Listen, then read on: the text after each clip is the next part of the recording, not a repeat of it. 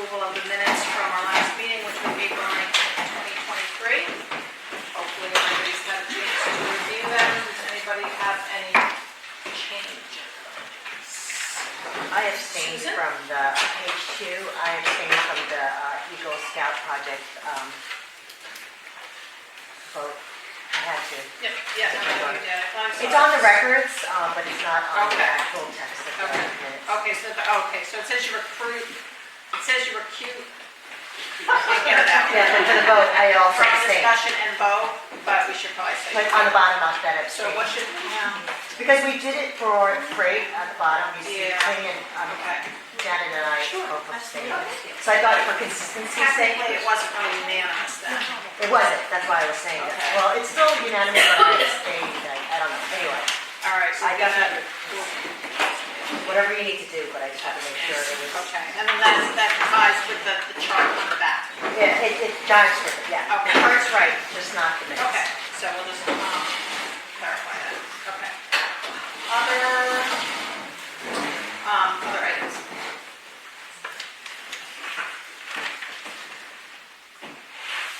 No. Kim, the only couple things I noticed on the parking aren't the signs at Baker, it's mentioned twice, those are 3 hours, right? Not 2 hours? 3 hours, so that needs to be corrected in both places. And in the chairman's report, when I talked about, how busy it was down here at Wheat Beach that week, I think I referred to Thursday and Friday, specifically, I was down here on Friday. Okay. So, other than that, I didn't have anything. Tamara continues to do a really great job for the minutes, so. Yes, she does. Anybody, anything else, or can we get a motion to approve the minutes with those minor changes? Also, Mary Louise? Yeah. Okay, Susan second? All in favor? Okay. Yep. Okay, we're next going to go into public comment. We've got a lot of folks here tonight. I don't know how many intend to speak, but we would ask everybody to limit their comments to 2 minutes. Pam, you gonna? Yep, I'll raise my hand at the 2-minute mark. Susan Marks. Everybody, those of you who aren't familiar with these protocols, when you speak, you do need to state your name and your address. Thank you. Good evening, my name is Susan Marks. I live at 39 Fairfield Avenue. I'm on the RTM. I'm speaking on behalf of Susan Marks, a 33-year resident of Darien. Nothing to do with the RTM. I hope you all got my email that I sent, and I just thought of a few other quick things, so I'm not going to go into whatever I sent the email. But I first want to say, I do love tennis. I've lived and breathed it my entire life with my entire family, so I love tennis. I just want to make sure that that's clear. This is not anything against tennis, but I do want pickleball lines. But just a few quick things. I was watching a meeting today on 79, and the town is going to be undergoing so many things. There's a flooding situation that may cost $6 million. There's a harbor situation that may cost millions. So money's going to be tight. So I think if we combine resources and use as much as we can on what we have existing, it will benefit all the residents of the town. And the last thing I want to say is, what I didn't say in my email is, during the summer months, when the tennis courts are not being used at the high school, those are open to residents. So there is another place that residents can play tennis. And then I noticed on your agenda, you're talking about parking in the parks. And my only comment would be, the parks are for all residents, which is great, but I don't believe we should have private, if it's going to be a private event such as at Tilly Pond, people pay for that. So I hope that we don't allow private things going on public property. Thank you. Next. Hi, can we come up front? It's up to channel 79. They just need to be able to hear you. And see Okay, you. I'm Annalise Brown, 20 Academy Street. I'm here both as a resident and also as the head coach for Darien High School tennis. We corresponded. Sorry? We corresponded. Yes, we did. First, I do want to thank all of you for your work on the commission. And I know you have a lot ahead of you and dealing with this right away, so first of all, thank you. I most appreciate it. I did send a letter earlier. I'm not going to touch on those points of detail, what I talked about the survey, the fact that lines are very distracting both for pickleball players and tennis players. The portable nets have been posing a problem at Cherry Lawn for the girls' junior varsity tennis because they just get left on the court or just pushed back against the fence. And it's narrow, and we have to pack a lot of girls onto 3 courts. So that's concerning to us about what's going to be happening to portable pickleball nets when people are not necessarily using them, where they're going to be stored, where will they be off the court. You know, we're very concerned about lining the courts for our JV program. It's a new issue that's come up, obviously not just in Darien. We don't know if the CIAC will allow CIC tournament play on courts that are lined. I know that they tried to line courts up at Fairfield Ludlow just, I think, a week or 2 ago, and the CIAC came in and said, no. They need to be regulation courts. That wasn't the high school at Ludlow. That is a varsity program that gets played there, so that is a little bit different, but we don't know where the determination is going to fall at the CIAC level and then also at SCAC. And we're just very concerned because we don't want to jeopardize our JV program, which we're already having to trim down because of the, 4 courts at Cherry Lawn going to 3, and then also 4 courts here at Boot Beach going to 3. JV, just so you all know, play 8 lines of doubles in their matches. So, yeah. That's 2 minutes. Oh, sorry. That's good, that's good. Okay, all right, thank you. Yes. Hi, my name is Mary Ann Wiley. I live at 39 Hazel Street in Darien. And my daughters grew up playing tennis. They played for the high school. They played at Cherry Lawn pretty much every day growing up. We didn't belong to another club. It was really nice to have open court time, to be able to float over there whenever you wanted to play. They didn't have to sign up for a time to play. They could just go. Tennis was a great part of growing up, meeting friends, being able just to go over there with other Darien residents and play. I feel that if we had pickleball on the tennis courts, there'd be times when you couldn't play, there'd be book times. It'd become a lot more regimented instead of just kids showing up and let's play and let's have fun. And let's grow up. And they grew up, played at the high school.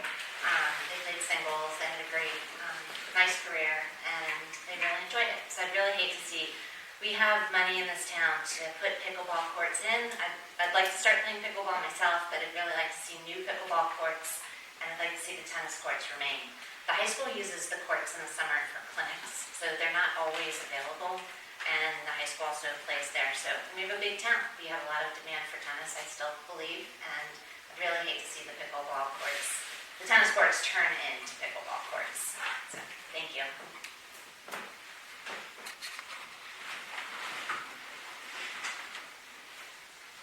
No one else? Oh, my goodness.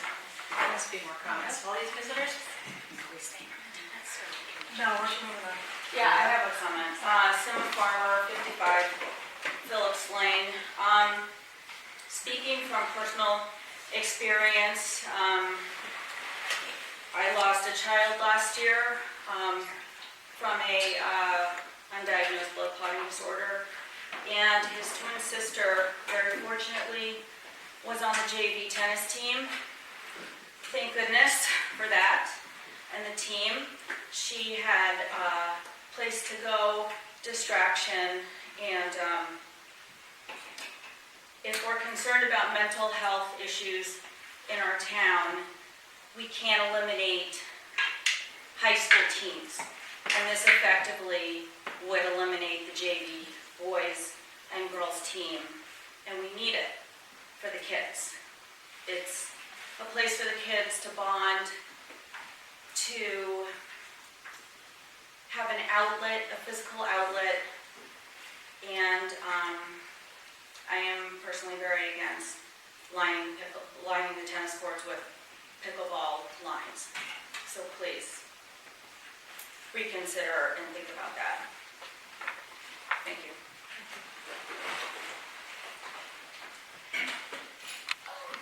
Sorry, my name is Ainsley Glende. I live at 18 Overbrook Lane. I'm a member of the Darien JV girls tennis team. Playing at Cherry Lawn, being a part of the team is really amazing, great. And it's just such an amazing culture and community. And fortunately, if we line the courts with pickleball lines, it's just going to eliminate more of the playing time and space that we have for our already really limited space. And that will lead to less girls being able to be on the team and being a part of a culture that's really amazing. It's brought me a lot of relief from stress during my junior year and a lot of really great friends. And I wish more girls could get to be a part of the program. And I think lining the courts with pickleball lines would just prevent that from happening.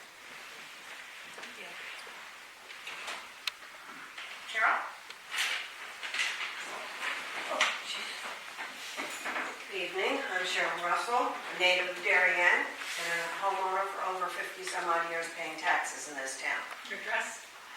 Well, you know. No, I mean your dress. Your address. Oh, my address. 18 Fitch Avenue. Thank you.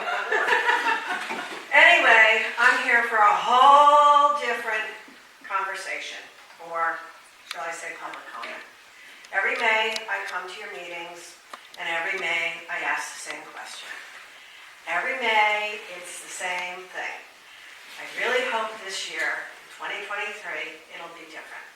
I'm asking for signage at Pear Tree Beach and at Weed. You have one smoke-free sign down here, and you have one smoke-free park sign at Pear Tree. The other day, I was approached at the Pear Tree by a gentleman who asked me where he could have a smoke. I said, this is a smoke-free beach. He said, well, where do you see that? So I walked him down to the other end of the beach, and I showed him where the sign was. So we have one sign. He was at the other end by the picnic tables. We have a sign coming in that says no dogs allowed. We have one sign on Pear Tree Beach that says no dogs allowed. People, as you know, do not pick up after their dogs at the beach. And so here I am again. Please put signs down. Pear Tree is a no-dog beach all year long. And I would appreciate people abiding by the park rules. When Diller came on and Diller said that they were going to put the path through there, no dog signs went up immediately. And there are no dogs there. The other thing is that I believe it's a state law that says there's no idling. There are no signs that say no idling. I know my 2 minutes are up. So please consider my request again. Thank you. Yes? Yep. Hi, good evening. Sorry.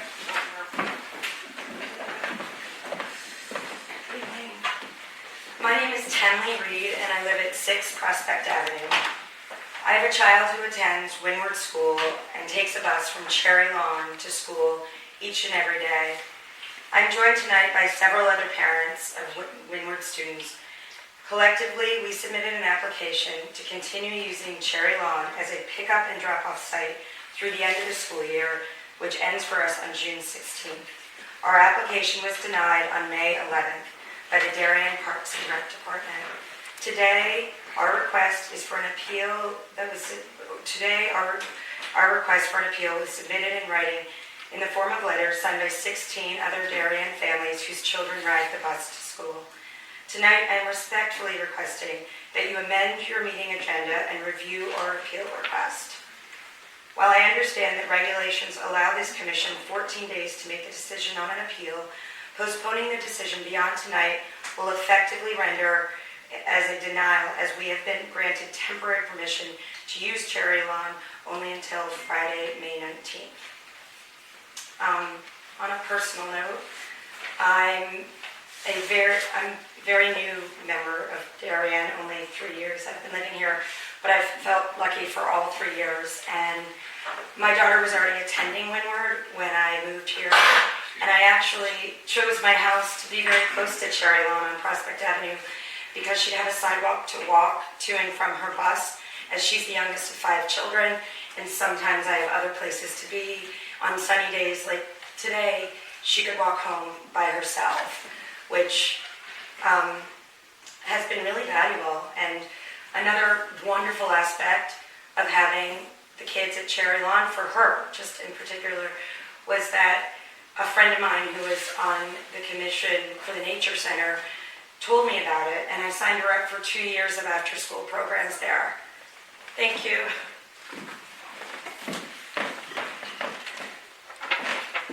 Way in the back. Hi, sorry. My name is Sarah Williams. I live at 37 Christie Hill Road. I'm a member of the girls JV tennis team. This was my 3rd season. We had 36 girls try out for our team this year, but we were only able to fit 19 on our squad due to court limitations already.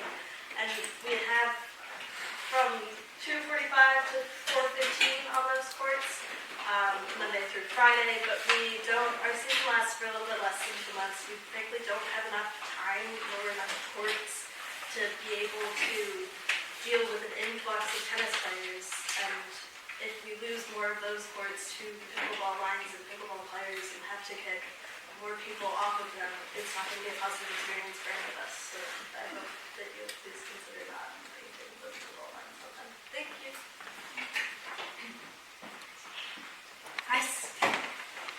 My name is Laura Christian. I live at 123 Brookside Road.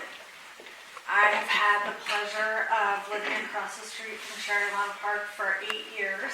Thank you guys for everything you do, making our town a special place. I also would like to ask the committee to please amend tonight's agenda in order to review the appeal regarding the decision to decline the park facility application made by First Student Bus Service. I would ask that a decision be made tonight allowing the continued use of the park as a bus stop through the end of the Windward school year, which is Friday, June 16th. We are only asking for 4 more weeks at Cherry Lawn. Postponing the decision beyond tonight will not help, since we have only been granted temporary permission to use Cherry Lawn until this Friday, May 19th. I have a 3rd grade daughter who has dyslexia and ADHD. After 3 years in the Darien Public School System, we made the incredibly difficult decision to send her to Windward, a school in Westchester, New York that specializes in treating dyslexia. When we made our decision, it was partly based on the fact that a bus takes Darien children to and from the school.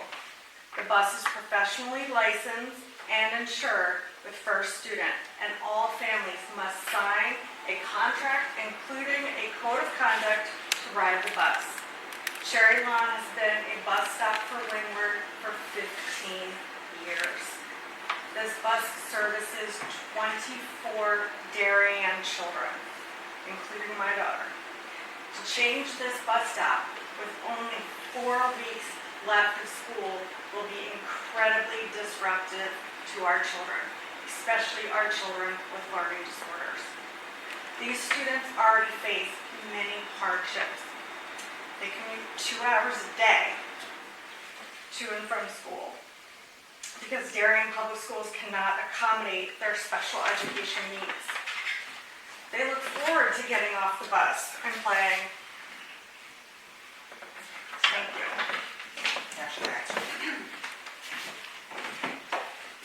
Hi, Robin Castro, 20 Fox Hill Lane. I am a real estate agent in town. I'm actually also on the Darien Board of Realtors. And I just wanted to speak a little bit more about the pickleball court conversion. I really feel strongly that a lot of the reason why people move here, young families move here, is for the amenities that we have in town. And that includes recreational amenities like tennis, and also the sports teams we have, including the JV tennis team and the varsity tennis team, and many other sports teams, as you know. I think it's really a shame to not have a certain sports team because of this conflict, and I've got to believe that there are ways that we can try to find some compromise, particularly given some of the new properties that we have. There's going to be, obviously, the Great Island property. There's maybe some opportunities to do something there. Before we put permanent lines on tennis courts, I think we just need to really think about the impact it has not only to our community, but also the real estate market. So I just wanted to point that out. Thank you. Yes. Hi, Kelly Scallon, Fitch Avenue, Darien.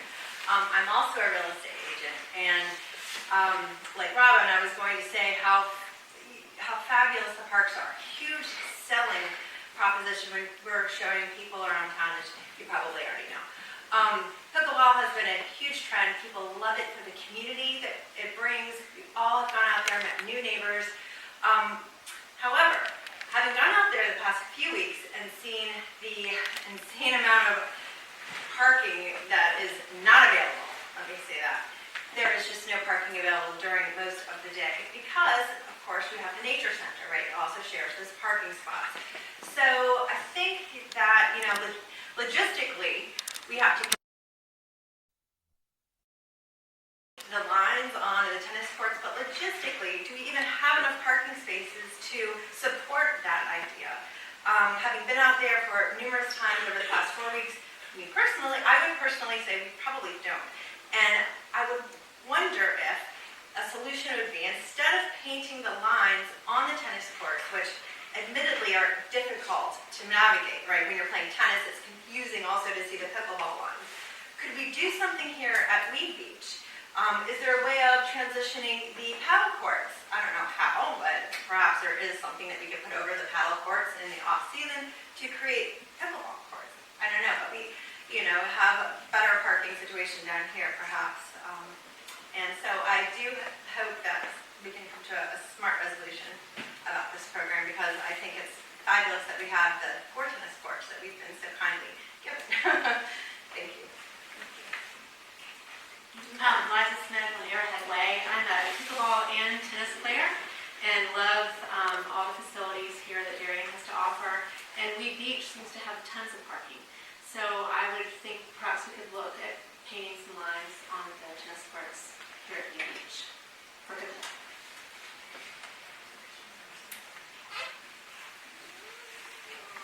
Yeah, hi.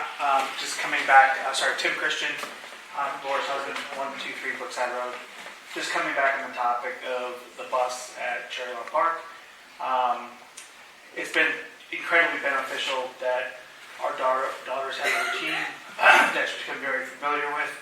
I think changing that routine for a student with learning challenges, not just my daughter, but also her peers, at this time of year would be really detrimental. So we would at least ask you to reconsider the proposal, at least in the school year, and then hopefully you could find a solution over the summer that works for everybody. Thank you.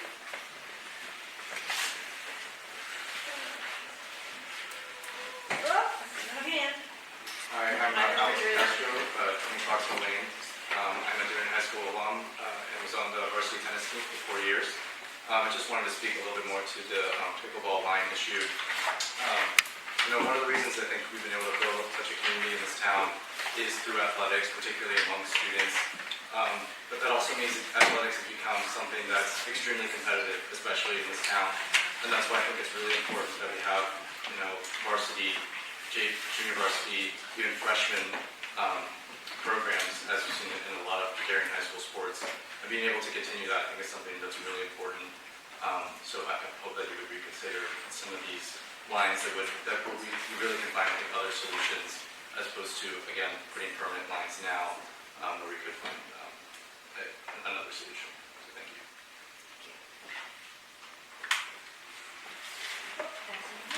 Hi, I'm Remy Suffren. I'm at 473 Hollow Tree Ridge Road, and I'm also advocating for no lines being drawn in the Cherry Lawn courts. I'm the varsity captain of the DHS tennis team, and obviously it's provided me great opportunities socially, but also the SEAC, the FSEAC, which is in charge of dictating whether or not we can play at all. If we draw these pickleball lines onto the courts, this interferes with the basic regulations, and this would prohibit all the JV players from playing. And if not to have JV tennis, then it's going to make the varsity tryouts way more competitive and way more, I think, restrictive to their growth, and not only as tennis players, but also as functional team members, which is great for college as well. I do also think that if there's pickleball lines everywhere, it keeps from a whole team playing. It's not just like letting some pickleball players play, but it's really important that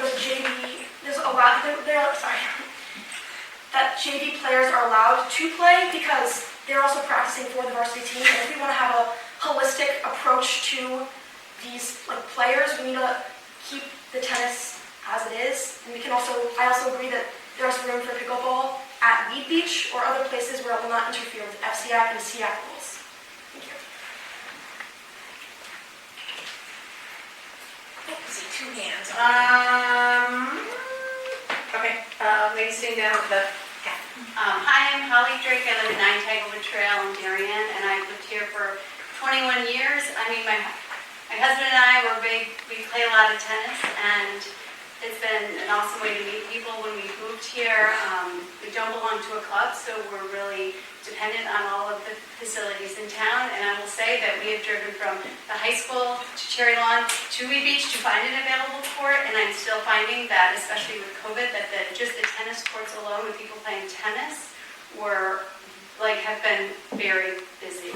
So I guess I would ask, there's still great interest in tennis in town, and I think I'm excited to learn how to play pickleball. I haven't played yet, but I think the demand might need to be determined, and so I would ask, I think it would be confusing to have the lines on the tennis courts, that you look into alternatives other than putting permanent lines on the courts, because it would be expensive to remove them if the demand isn't fully assessed for the courts.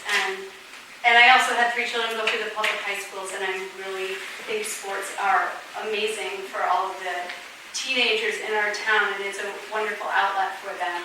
And so if it limits what the tennis teams are able to do, I think that would be really sad for them. So thank you for considering alternate solutions to permanent lines on the tennis courts.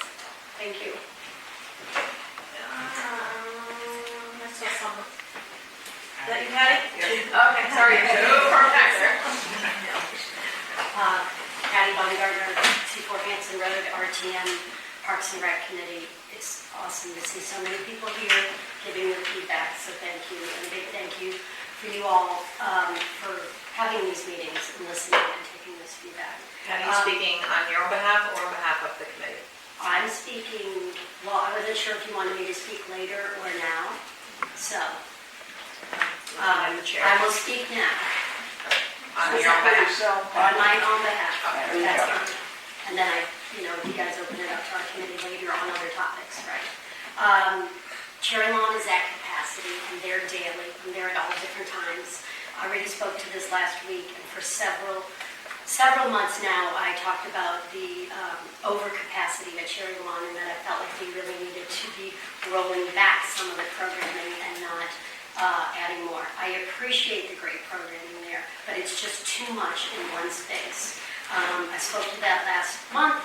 Since then, I continue to go down there at different hours and see how filled the parking lots are, and not just at 4 o'clock, but at 11 o'clock. All of the elementary schools were doing little off-sites all throughout the last 2 weeks, and it was very hard to park there. It was wonderful that they were doing that, but again, we didn't used to have the 16 cars that were there because of the great pickleball court that we built. That's a dedicated pickleball court. I just want to keep saying in your head that if we line these courts at Cherry Lawn for pickleball, also 24, you have to think 24, 24, 24. That's how many cars are going to be there. And that doesn't even count if we're including coaching. With tennis, a lot of times it's singles that are playing down there. And so you think about 6 cars or maybe 10, but not 24. I want to talk to Susan, and I work on the playground working group committee. The playgrounds are packed, absolutely packed. And we're going to be building 2 new playgrounds there next year. I mean, if you build it, they will come. So they will continue to come. So even this week when I was down there, the last few weeks, what I started to see was that our reservation system is working, and that the Darien residents only, per se, is working, because it's 2 courts on, 2 courts off. I'm just going to end real quick with, since my last meeting, there was a 2-car accident there in front of the pickleball courts. Lori knows that. I let her know that. We don't want to have the accident waiting to happen. We want to have this a great place to go to for our children and our family and our JV team to enjoy.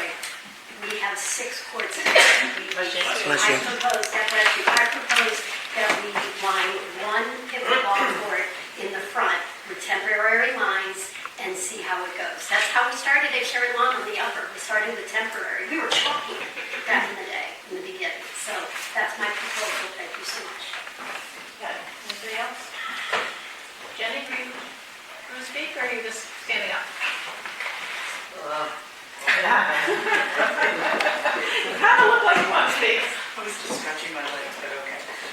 I'm Jenny Schwartz, 8 Saddle Ridge Road.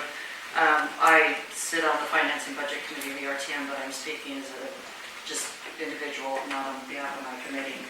But in my experience, when we approved the tennis court renovation, resurfacing, starting 2 years ago, there was an additional capital need for last year. So correct me if I'm wrong, Pam, I think it was $400,000? $350. So $350,000 on a tennis project. And that to me said that tennis was a priority. And I have concerns about following through on what we said we were going to do. And I understand pickleball is great and all the rave, and I'm in favor of seeing another pickleball court. But I think tennis, I don't want to crowd out the importance of tennis. And it sounds like tennis is pretty important right here. So I would really ask to consider if there's any way you can make, is there a way to flex with some temporary lines in order to, as Patty suggested, kind of a trial on maybe finish the tennis court project as we said, and then maybe try some temporary lines to see how another flex pickleball court might go, and then explore. We bought an island, and then we've got, I think there's some room that we can explore at Lee Beach if there's other options. So thank you for your time.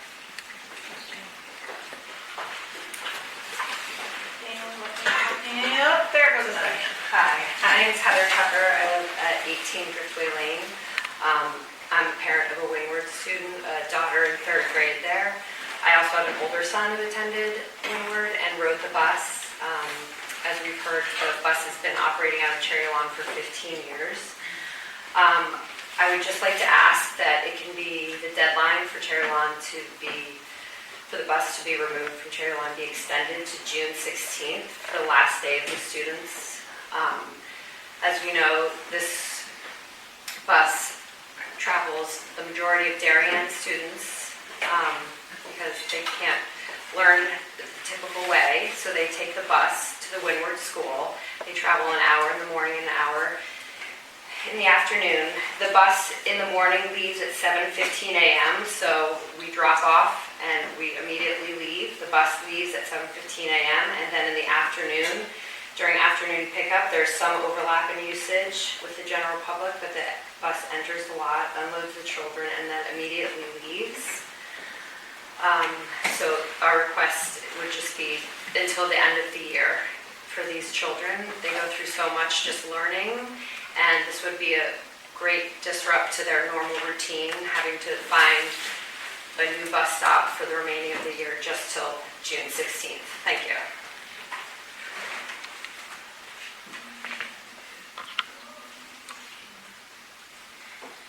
Don't think I see any more hands. Okay, I think we are done with public comment. Thank you very much, everybody. Okay, so we're going to go right into the discussion and the vote on the pickleball lines on the tennis courts at Cherry Lawn. You know, this is, just to start off, guys, and I want to hear from each one of you. This is a really tough one.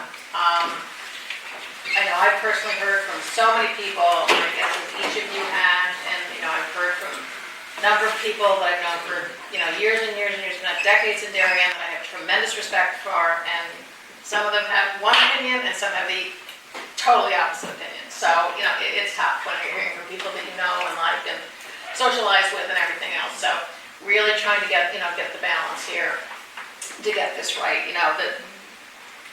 The overarching themes, and really both of the topics we heard about tonight are concerns for capacity issues at Cherry Lawn. I think when we really link the two together, that's what we're hearing about, a concern for too many people in a beautiful and well-loved park, which is translating to either access for important programs or safety issues, which are key things that we as a commission really have to think about, and then how we prioritize those different programs. So there's no easy answer. I just want to tell the public we've all been thinking about this hard, taking feedback, considering this carefully, you know, if we could wave a magic wand, we would just put a lot more courts everywhere, but, you know, that's not something we can affect immediately. So I just want people to understand we're really wrestling with all of these issues thoroughly to come to the best conclusion, to really consider the safety and well-being of all parties concerned. So just want to lay that out as we go into the discussion. So I can open it up, we can go around the room. Folks have questions. How would you like to kick this off? Yeah? I mean, I'll say that we do have, first of all, I know a lot of folks have said about that we have a need for more pickleball courts, and we do, and I think as a committee we all agree that we do, and that's in the works, but it's something down the road, right? We will be obviously putting more pickleball courts in eventually, but there are things that affect, we can't put temporary lines on the tennis courts, right? It affects the play, right? So it needs to be permanent, I understand, right? The lines on tennis courts. I don't know if that's been confirmed, but I did put an email into, and I did get a response. Okay. The only other thing I was going to say is, what I was unaware was at SEAC and SEAC, if that's going to affect the tennis teams from being able to play on those courts, then that's a concern, because they do have to be able to play their matches there. I think we can come up with an agreement to maybe line 1 or 2 courts and leave one open, so maybe line 2 courts and leave one open for tennis at this time, and then see how that works. So I did get a response asking if we could put, temporarily put lines, and their answer is no. If you taped it, it would damage the new paint job eventually. Also, I think at the last meeting, we heard that if you put temporary lines in, it could affect the trajectory of the ball as well, if it hit or something like that, so, I don't know. But, I don't know, I mean, I would think that, a solution for now would be to maybe only line 2 and leave 1 open for tennis. Pam, would that imply that putting temporary lines on the Lee Beach courts would be the same issue? Because those are completely painted and sealed. How much should it cost to fix whatever those temporary lines harm the cost? So it says it will hurt the paint job, but if we took those temporary lines off, how much would it cost to? Did they say they have to resurface it? Resurface the whole Right. thing? You'd have to resurface the whole thing. Yeah, so somebody Or to repaint. pay to.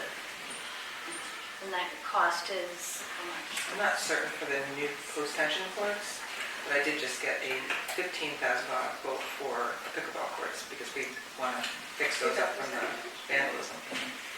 But, so it would be, I'm sure, that's really 1 tennis court, so I would imagine if you times that at 15. Yeah, I'd ask Pam to investigate, because we had, unfortunately, the vandalism on the courts, plus there was a little bit of cracking, which we expected because we didn't dig up the old surface, we went over it, so to make those corrections is $15,000. I just think that, I'm sorry, I'm just coming, what you just talked about, maybe doing partial. I'm not sure that works for the JP program though, because if you do leave them with 1 court, you're giving them 1 court if they need 3 courts or whatever, and that would be a challenge to do, kind of a half, or doing, partial. It doesn't really address their need. Yes, so when JV plays up there, do you use all 3 courts then for matches? You do? Yes. I understood that they weren't playing there right now, though. They're not playing there because the courts are lined with pickleball Right, lines so you- currently, so the You're matches. playing at Wheat Beach. Are played at Wheat Beach. Do you have issues with matches down here? Is there backup? Oh, there's tremendous backup. Who was just telling me from JV they're usually almost 8 o'clock at night to finish matches because there's only 3 courts to play on. It's supposed to be, I think, 2 groups that go through on matches, but because they play on 3 instead of 4 courts, it's 3 groups of doubles that play. So. I'll just say they also cut the matches short, and they made it, instead of an 8-game first set, they cut all the matches, which to 6 games, for probably 3/4 of the season. It was already a really short season.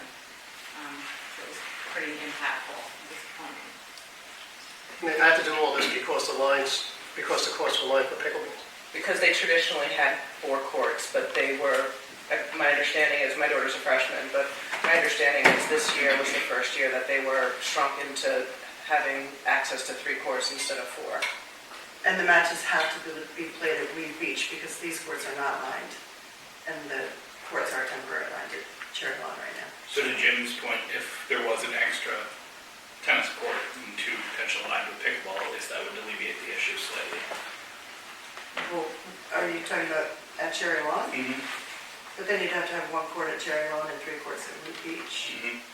And that wouldn't work for a match because you're putting kids on as they come off of courts. So you need either 3 at one location? Yeah, everyone has to be at one location. Gotcha, thank you. Well, I mean, since we're in general discussion here, to the tennis supporters who are here, we hear you. I feel like at last meeting, it was more pickleball supporters. So we understand that this is definitely a divided issue.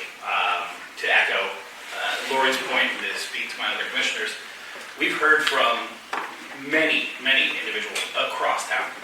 And, you know, this is a tough one because I don't know if we can necessarily say, hey, this is one way or the other because of the costs involved, because of the difficulties involved. We're looking at a growing sport. We're looking at another sport that obviously has a lot of passion around town.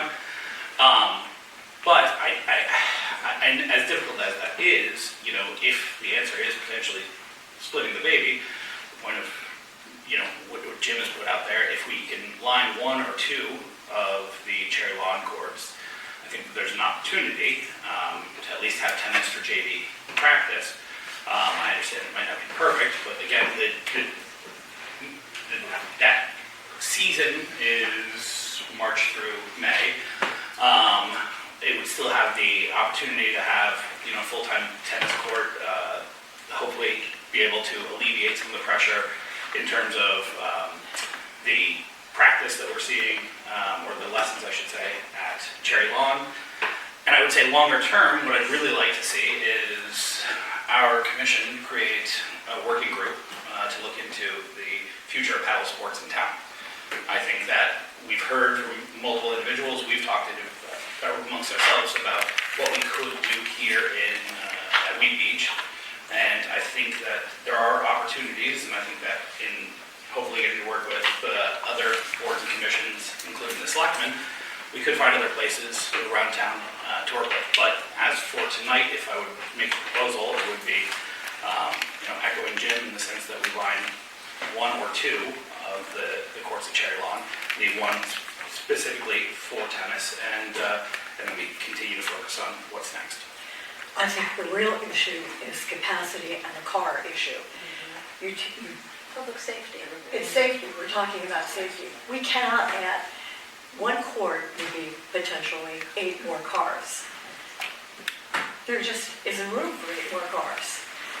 And what makes the most sense, having made a major investment in getting those 3 courts, tennis courts at Cherry Lawn in great shape, is to line them for tennis and seal them and keep them as tennis courts. Take 1 of the courts down here at Weed Beach, line it for paddle, and give us time to see the reservation system play out, which it's starting to do. Not all those pickleball courts are in use every single hour of the day. We've all been down there and have seen open courts. So I think we should give it some time to let the reservation system play out and try it down here at Weed Beach with a lined pickleball court, and at the same time start exploring other areas where we can put pickleball courts. We're all supportive of the pickleball players, and we recognize it's a growing sport and we want to be accommodating, but I don't think we can do it at the expense of children at Cherry Lawn, and they're all over the place, and there just isn't any more room. There just isn't. So Mary, if I hear you correctly, you're saying leave the 3 up Cherry Lawn as tennis courts and go with 1 down here as a pickleball court? Correct. Yeah, I want to say thank you to everyone who's come in to talk this time and last time and tell us what you think and to participate in this process, which is really important. for all of us to hear you, especially the students. I know it's not so easy to talk in front of a public group for the first time. So thank you for coming in and doing that as well. I agree. I think that there's too much of a safety issue at Cherry Lawn to add any more pickleball courts. I think we also just spent a whole bunch of money to resurface those courts, so we should make sure that we play that out. I think it's really important that we look at a short-term and a long-term solution of this problem. And the short-term solution, the easiest one, is to line a court here, but we still need to see how that works for Wheat Beach. We're not too sure how that will work because we haven't done it yet. So we need to see what the parking issues are here before we commit to anything that we do as well. I think for the long-term solution, I'm hoping Great Island has some solutions for us as well. We don't know yet, but maybe we have some solutions here at Wheat Beach, but it does need to be studied by the commission. And I think that's a great idea. But I do think adding more to pickleball courts to Cherry Lawn right now would be a harm to all the different programs that are there. So if you think about it, we have a basketball court there with high school students and middle school students. We have baseball and soccer. I spent many weekends there. we have the nature center, and we have the most used playground in town there, besides Slinger. But those things all bring a lot of cars. We can't seem to add more. And I heard there was an incident too with a child recently. No one was hurt, but we don't want that to happen. I think it's really, really important for us to consider those public safety issues as we go forward. Amy? I put you on the spot, but love for you. This is certainly a dynamic discussion, and I echo Kathy. Thank you all for coming out and speaking. You all did a great job as high schoolers. A lot to think about. Certainly the phone's been ringing off the hook at the Durian household, and I've been getting emails and discussions from both sides. And I echo Lori. It's difficult because our friends are calling and our children are calling. It's a tough one. But I do think it really comes down to capacity issues at Cherry Lawn Park. It is tapped out. It's noisy. It's overly vibrant. In some ways it's wonderful. In other ways it worries the heck out of me. So we need to back off of the usage at Cherry Lawn Park. I do think it's an elegant solution to perhaps line a court down here at Wheat Beach and try the reservation system. So I will be voting in that way tonight.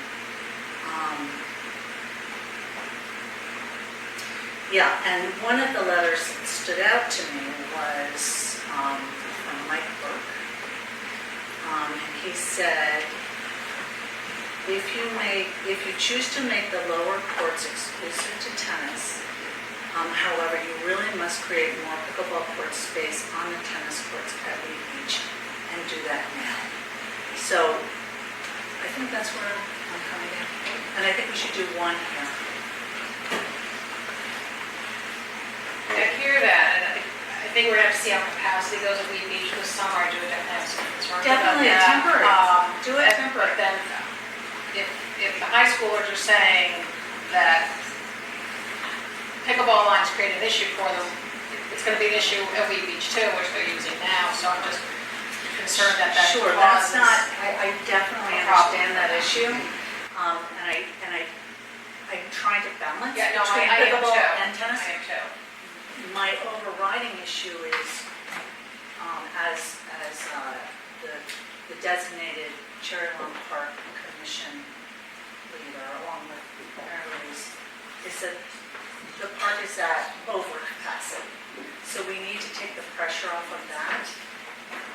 And then secondarily, look to the balance between our children and our pickleball fans.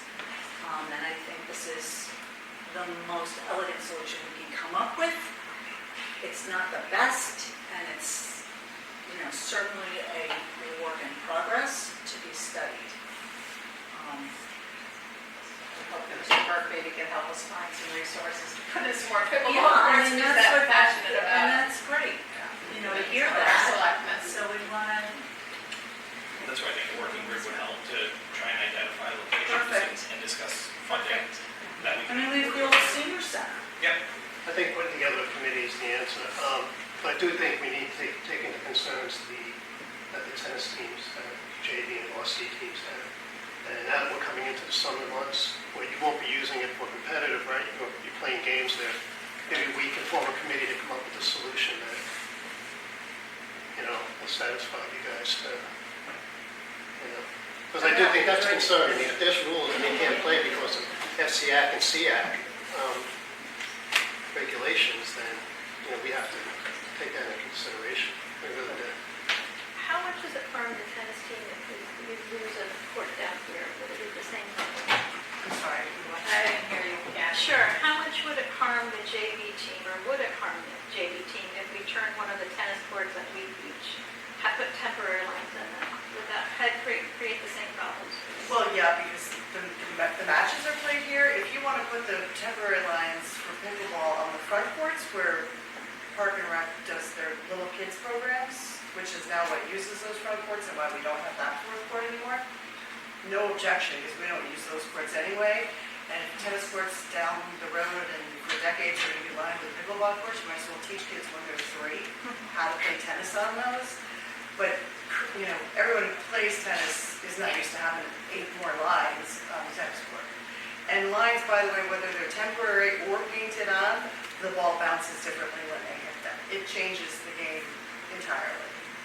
Painted or permanent or temporary, it changes the way the ball bounces. Pam, when do you remember, and you may not remember, when were the front courts resurfaced last and when were these back courts resurfaced last?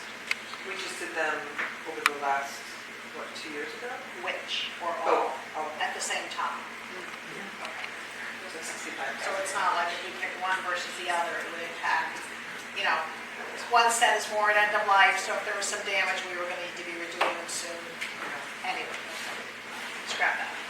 I think a lot of the letters that we got, especially from pickleball people, was that those courts weren't being used, the Carolina ones. And I think what I heard from just the tennis team is that they weren't using them because of the lines. And that they, you know, so that in a way, when we lined pickleball courts at Cherry Lawn, that on the bottom, there was an unintended consequence where the JV team couldn't use it, you know, and things like that. So then it then became, oh, the pickleball people were like, oh, nobody's using the courts. Why do we have tennis courts at Cherry Lawn that are not being used? Because they weren't using it because of the lines that were there. So I think that's an important consideration in that it's not because they don't want to use it, it's because they couldn't use it because of the lines. And I just think that's an important consideration in terms of how they can play too, is that we need to have the lines there for them to be able to use Cherry Lawn at this point. You know, to do their matches, to do any type of play they do. The other thing, I support Kathy, Amy, and Mary Louise. I really think Cherry Lawn is really at a huge capacity issue. I mean, we're doing this new playground, and we're down there all the time. And, you know, you're with us too, Pam, and it's going to be a showstopper. That's what happens to every new playground that comes to town. I did playground by this town too, and every time we have a new playground, we have an influx of kids that are like a new toy, a new, you know, opportunity to play. So we're going to see a lot of kids down there. And you've seen the designs, Pam. I mean, they're spectacular. They're kind of going to be game changers, especially for the older group of kids that are going to be visiting Cherry Lawn. So I'm really concerned about how much we're putting in Cherry Lawn. Sorry, I should have told you guys that about Cherry Lawn playgrounds being more new and exciting, but that's already there. But I don't want to be responsible for adding more capacity like that to the park. So I personally, safety has always been my top concern. I have children also, and I've spent a lot of times at these parks. So I would definitely err on the side of not adding in permanent pickleball lines at Cherry Lawn. And if we could find a solution here especially in the front courts, since it sounds like the back court's going to be used. I would do that before I would add anything else. Pam, how much would it cost and how much time would it take to line one of these courts? From what I understand, it was like if we did not line tennis courts at Cherry Lawn, there would be a savings of $900. So it sounds to me as if it's $300 for one court. If we get it done here. That's one. Okay. But we don't know for sure. I mean, that's like they're there in Cherry Lawn and just saying, you know. And that's part of that contract, so. It doesn't mean them coming down here to line would necessarily be. So I think the answer is we don't really know. That's part of the Yeah, whole but it sounds fairly $350. reasonable, it doesn't sound crazy. And I think it was more like $600 a court when we first, because the tennis courts, even prior to post-tension, all had pickleball lines on them. And I believe that was like, I just seem to remember $600 a court or something. So in reviewing this idea now of doing of lining the courts temporarily at the beach and doing these front courts, how many courts do you think would be appropriate? We're talking about one right now, trying out one. Is that how many we should do? Is that how many we want to do? I personally get inclined to do just one. But you were inclined to do how many of it? Just one. Okay. And I heard you say two. Did you guys say two? Yeah. Well, just threw it out there, but then taking into account what the high school students are saying. But they're not using those courts. No, these courts, knowing that these courts aren't being used by the high school, it makes sense to do it over here. To do it But over there. we've run a lot of tennis programs out of sports, remember? The Department of Rec, I mean, that's good. And they're going on, when I'm down here first thing in the morning, the tennis lessons are going on. These are these are heavily used tennis courts. They're not sitting on. But you were just saying one court would be okay. I'm saying if we were to do it, Right. my personal view is I wouldn't want to do more than one. I think it's a good pilot, right, to try one court here, see how it impacts the beach, how it impacts the parking, how it impacts the tennis courts or the lessons that we were driving in tonight. There were people playing when we came in tonight. Yeah. There's people here first thing, after the yoga in the morning. So, you know, they're busy. Well, and to be fair, while the surface isn't the same, we could also put lines on one of the paddles. On one of the paddles. The Good. pickleball players, I think, indicated that doesn't work. I don't know. The surface, Yeah. the surface for the question, but the opportunity is there. The opportunity definitely is there. I think the pickleball players also mentioned that doing the front one would be too windy for the ball, the front, to line the front tennis court, the one that we use for the kids. Did you guys I say think that? it'd be windier I down think it was here. down this one, they mentioned this one. Oh, the front one, yeah. If we did, Yeah. I'm in agreement with Kathy, Amy, and Mary Louise. I mean, like 100% agree.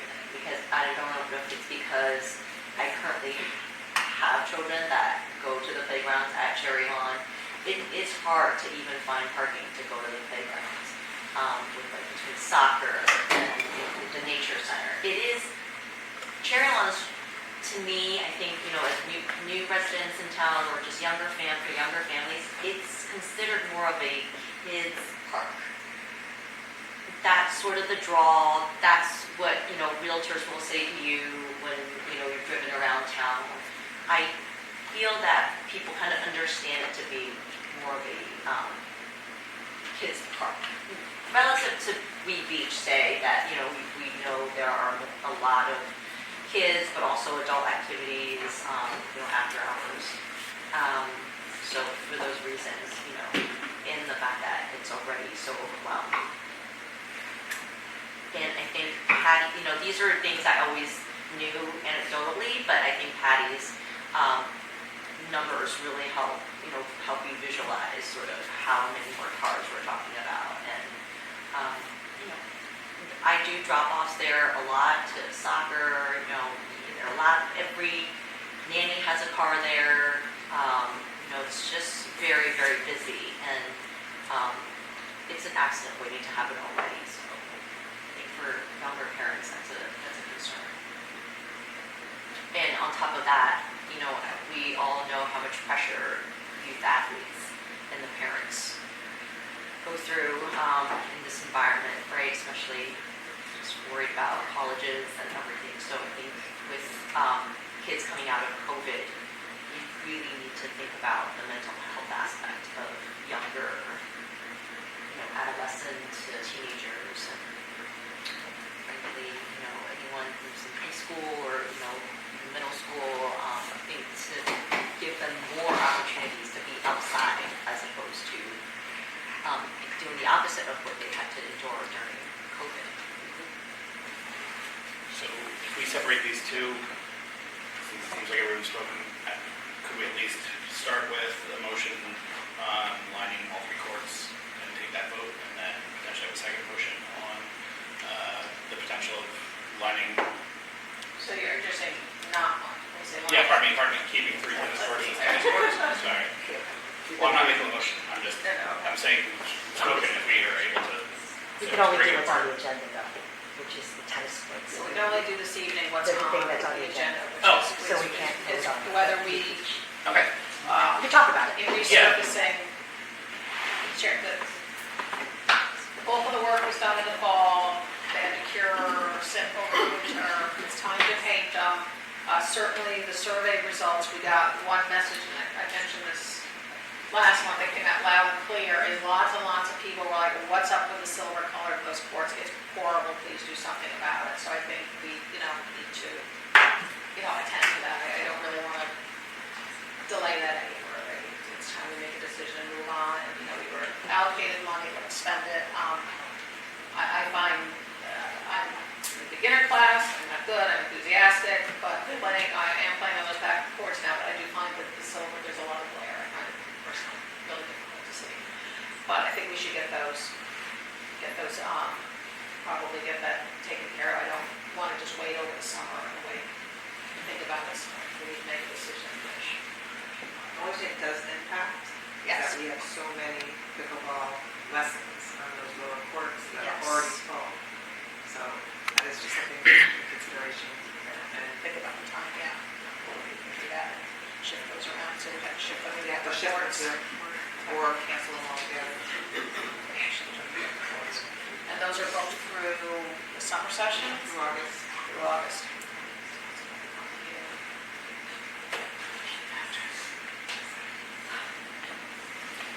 Let's vote on the tennis, the lines. So, yeah. We're ready for that. I think we're ready. Chris was right. That is tennis. So, it sounds like somebody else can make it, but it sounds like, I'll make a motion that we paint the 3 tennis courts at Cherry Lawn with tennis court lines and sealant For tennis only. for tennis only. I'll second. Kathy? Okay. Is there any more discussion? All in favor? Opposed?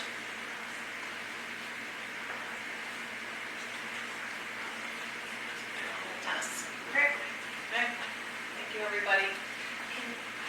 Can we talk about pickleball? What we're gonna do about pickleball? We can, I'd like to get through some of such stuff.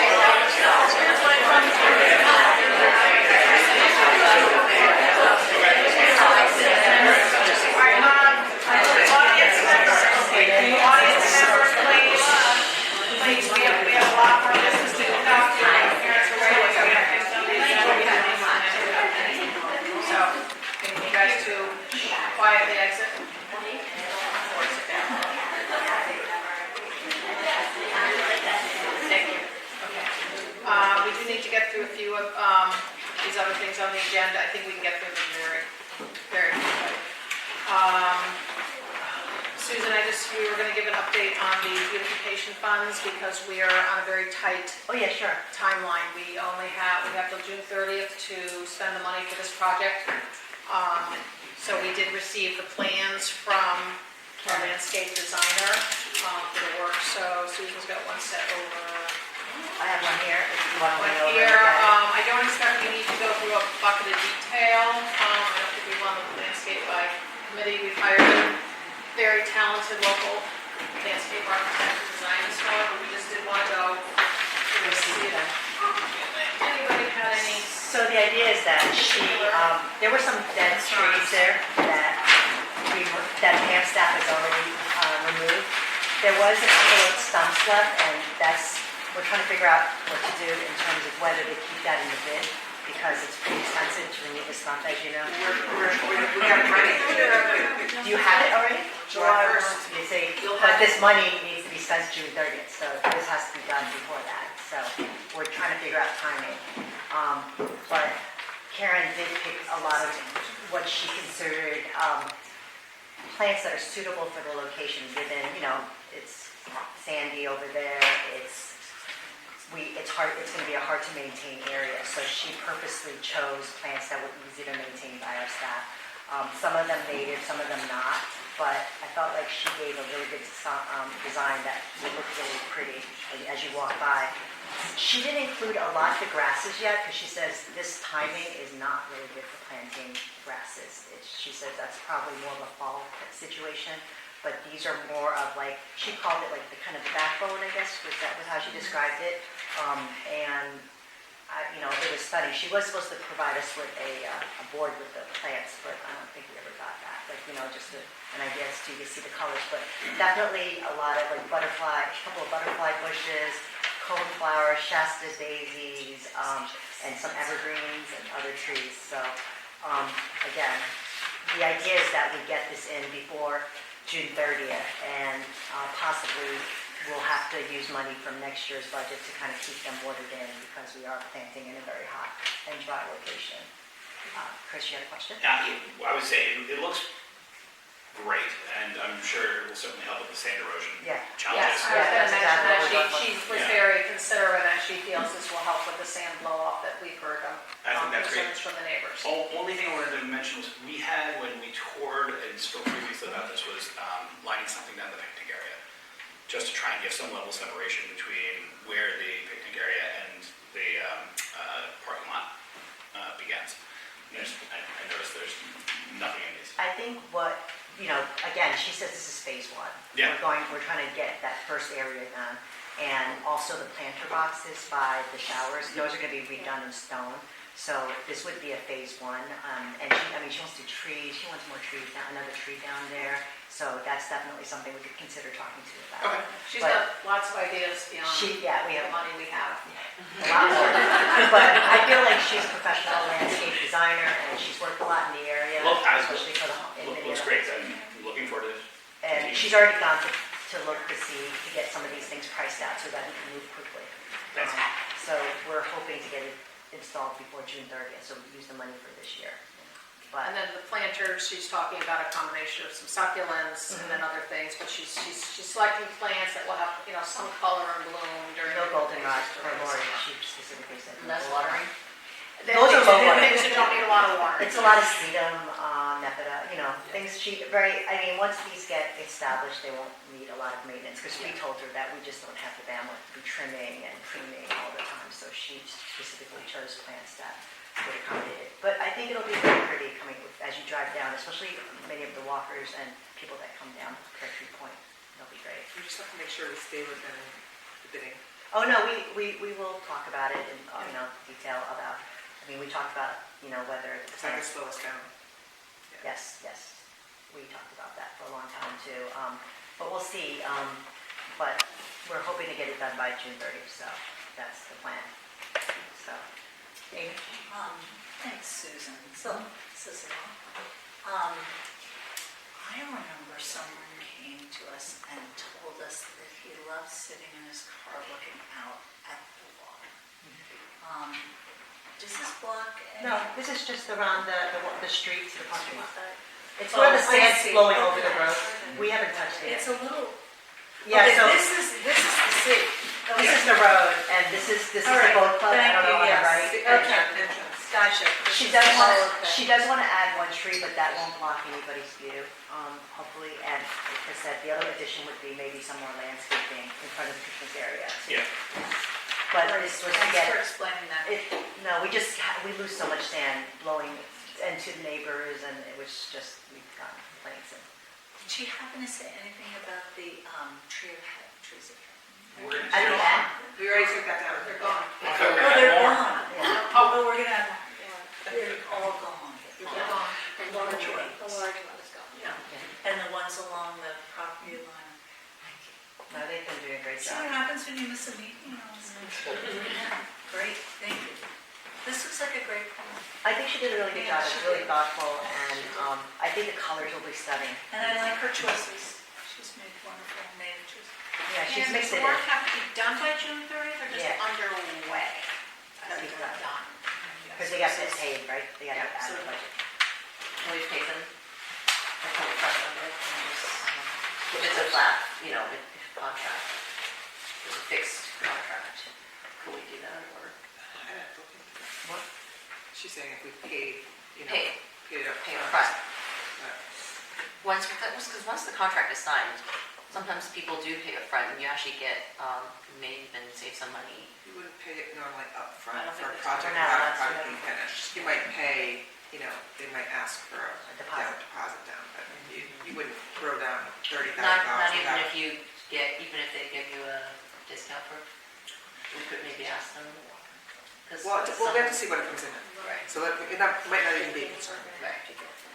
Let's hope it's not. Well, we're shooting to get it done, so, and we're optimistic that we're going to finish it as soon as we can. It just might be close to the deadline, but it's fine.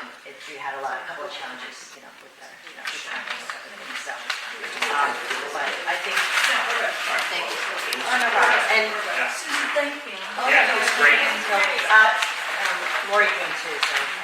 But does we need, I don't know By how the you're time we trying to meet- do this with everything else you're doing for the town, so thank you. by the time we meet next month, this needs to be well underway, so probably make sure everybody saw it tonight in case there were any glaring questions here. Good job. Okay, great. The update on the construction of Weed Beach, there really isn't one other than, we probably didn't need this on the agenda, other than that Dan Biggs is working on the bid package. Should have it done within 4 weeks, he thought. Yeah, even less now. Maybe We're- even less. And we're meeting. We're gonna meet with him before the P and Z meeting on Tuesday, the 30th of May, just to kind of walk the property and talk about the original scope of work. So, and then get the package finalized, so we may be able to talk about that at next month's meeting, but there's really nothing new tonight, other than that, we did get the money from the Darien Foundation, thank you so much. That paid for the bid package, it's in process, and ideally we'll have it quite as soon. That's really the only update there. Preliminary discussion on update to park rules regarding, parking. It is important we talk about this, because different types of things that have come up. I did send out to everybody a working document, hopefully you all have it. Hopefully you'll be able to read it in advance.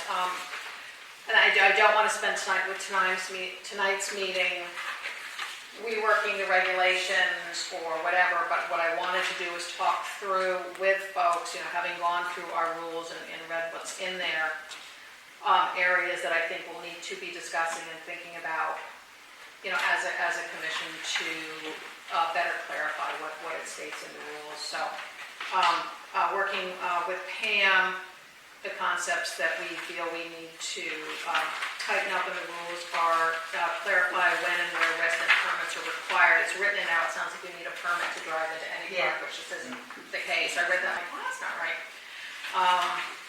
So we definitely need to correct that. I think we'll need to talk about reach conclusion and state what parking is for personal and recreational use while in a park and perhaps limited while off-site.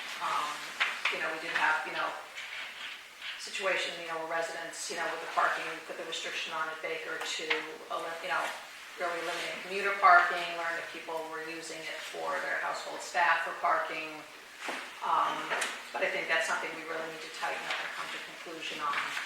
We'll have to think about whether we want to say that, cars are really only to be there when in the park, because we do know, for instance, the Pear Tree, people do park at the Pear Tree, walk the loop up around Long Neck Point and around, so, I don't want to know that we want to completely prohibit activities like that. So those are the things we're going to have to talk about. So I really just wanted tonight to socialize some of this, get everybody noodling about it so that we can really have a good working session to talk through it.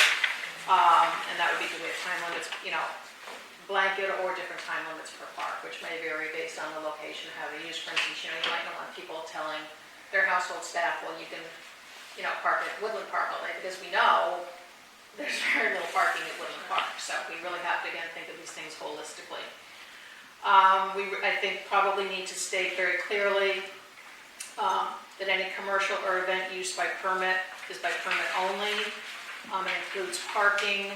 Currently it says group event, and really tighten up the language that and what we consider, a group event. And is it 10 people? Is it 50 people or whatever? I think just a little bit more specificity will be a good idea. We should put in something about the no idling. It is state law, but I think it's worthwhile having it stated in our rules to reiterate that, and then make sure that people are aware of it, because I know it's an issue in the summer. People sit with their car running and their air conditioning. It is a violation of state law, and it's just not fair to everybody else.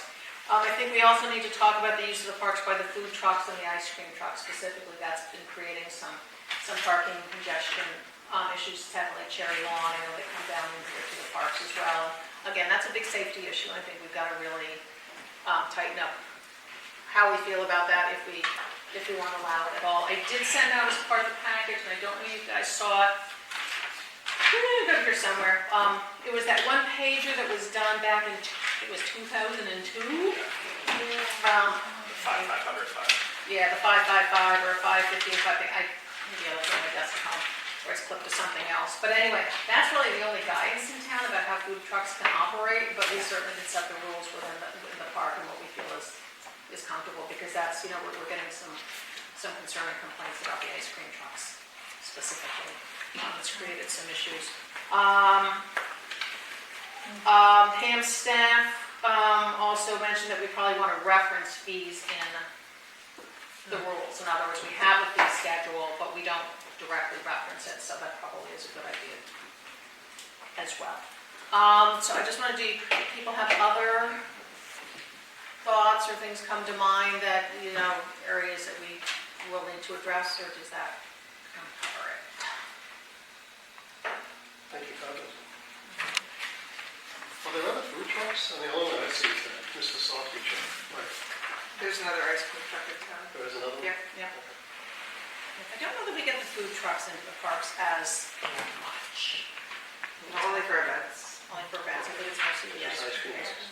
trucks. But we also have to think about that with relative to the snack bar open. The ice cream truck should not be coming in here with the snack bar. It's not fair to our vendor who sells ice cream to have somebody competing. And we let the security guard know that. Yeah. We won't let them. But then you allow the other parks Yeah. where there isn't, a pantry now, if they're not going to have a concession there, allow it there at Cherry Lawn. Yeah. So. But I think we need to more proactively state, agree what our intentions are. And again, we talked a lot tonight about safety and parking and movements in parks and children and parking, and we really have to think about that. We really do. Because, darting between cars and running to get ice cream. I know, Patty, you've seen some challenges with the ice cream truck at Cherry Lawn recently I will as well. say he has changed from the worst time. He's not there at the worst time, so that's a good thing. He was down here today, but your place isn't open yet. I agree. Right. You don't want to have that take away from Mickey. Are we looking to add him though at Pear Tree in the absence of the snack bar? Not him per se. We really haven't, I think we just will have to decide as a commission whether we feel comfortable having them bend in the parking lots or not. He ends up going over there, so he's gotten yelled at a few times, especially when we're trying to make sure the concession at Pear Tree was actually being successful. And then he'd pull up and they'd be losing business. Right. And so they kind of just roll where they want to roll. And, We you don't know, have any- and we have a fee schedule, so if we were gonna, and plus with P and Z, they're not supposed to stay at park, they're supposed to leave every 15 minutes. They're not supposed to sit. Is that in the bylaws? It's 5:15, stay No, for we're 5 not- minutes, we're not move taking 500 yards, and then come back 5 hours later. That's what it I think it's more about the residential, Yeah. right? Yeah, Than this that's park. completely. But one question I had, the signs that we have at Baker, because we're recognizing commuters who potentially it's parking there. Do we have the Cars same- were just there and Okay. then nobody in the park. Do we have the same issue And with so Bonner? we have the fact, not that I've noticed, but it's tucked away. I Right, so understand you're for driving by proximity. Baker, you're seeing that often, Yeah. right? So it was easy, and then we had the residents telling us that they're having their nannies park there. Well, we need, yeah. So that was apparent That's not that, at Baker, is that at Baker or is Baker, that at Baker. Baker? But Baker. Not Edward Wayne? Okay. not that I, yeah, it hasn't been brought to my attention about that, but The resident that gave public comment last meeting. that was Baker. Okay, so everybody thinks these cover the things that we want to have better clarification in our documented rules. So we'll start working on that. I just put together for you guys, I literally just cut and pasted out of the full rules document, anything that touches on parking, including boat trailer parking. So this is kind of where our beginning point is. So especially if you guys could go through, sometimes you just read a sentence and you're like, that's not, Kathy got a lawyer there, but things just aren't as clear as they should be or whatever. We're just going to want to start tackling some of these concepts, and then, we'll have to have a discussion really going through point by point, and kind of where we settle out as a commission on how we want to set the rules. Okay? So I don't want to spend more time. We don't want to draft documents by committee because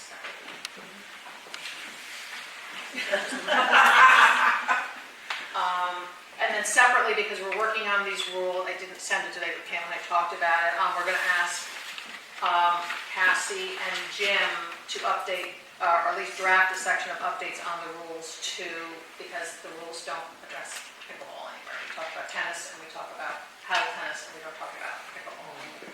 So we need to update that. So at some point we can just vote on any, and then if you see anything, if you feel so moved to read through the rules completely, sometimes something else may jump out at you. And somebody brought something up about, it says no smoking in the rules, and I've heard rumors that people are smoking pot down there, and, maybe we need to be more specific that it's really no smoking of any type.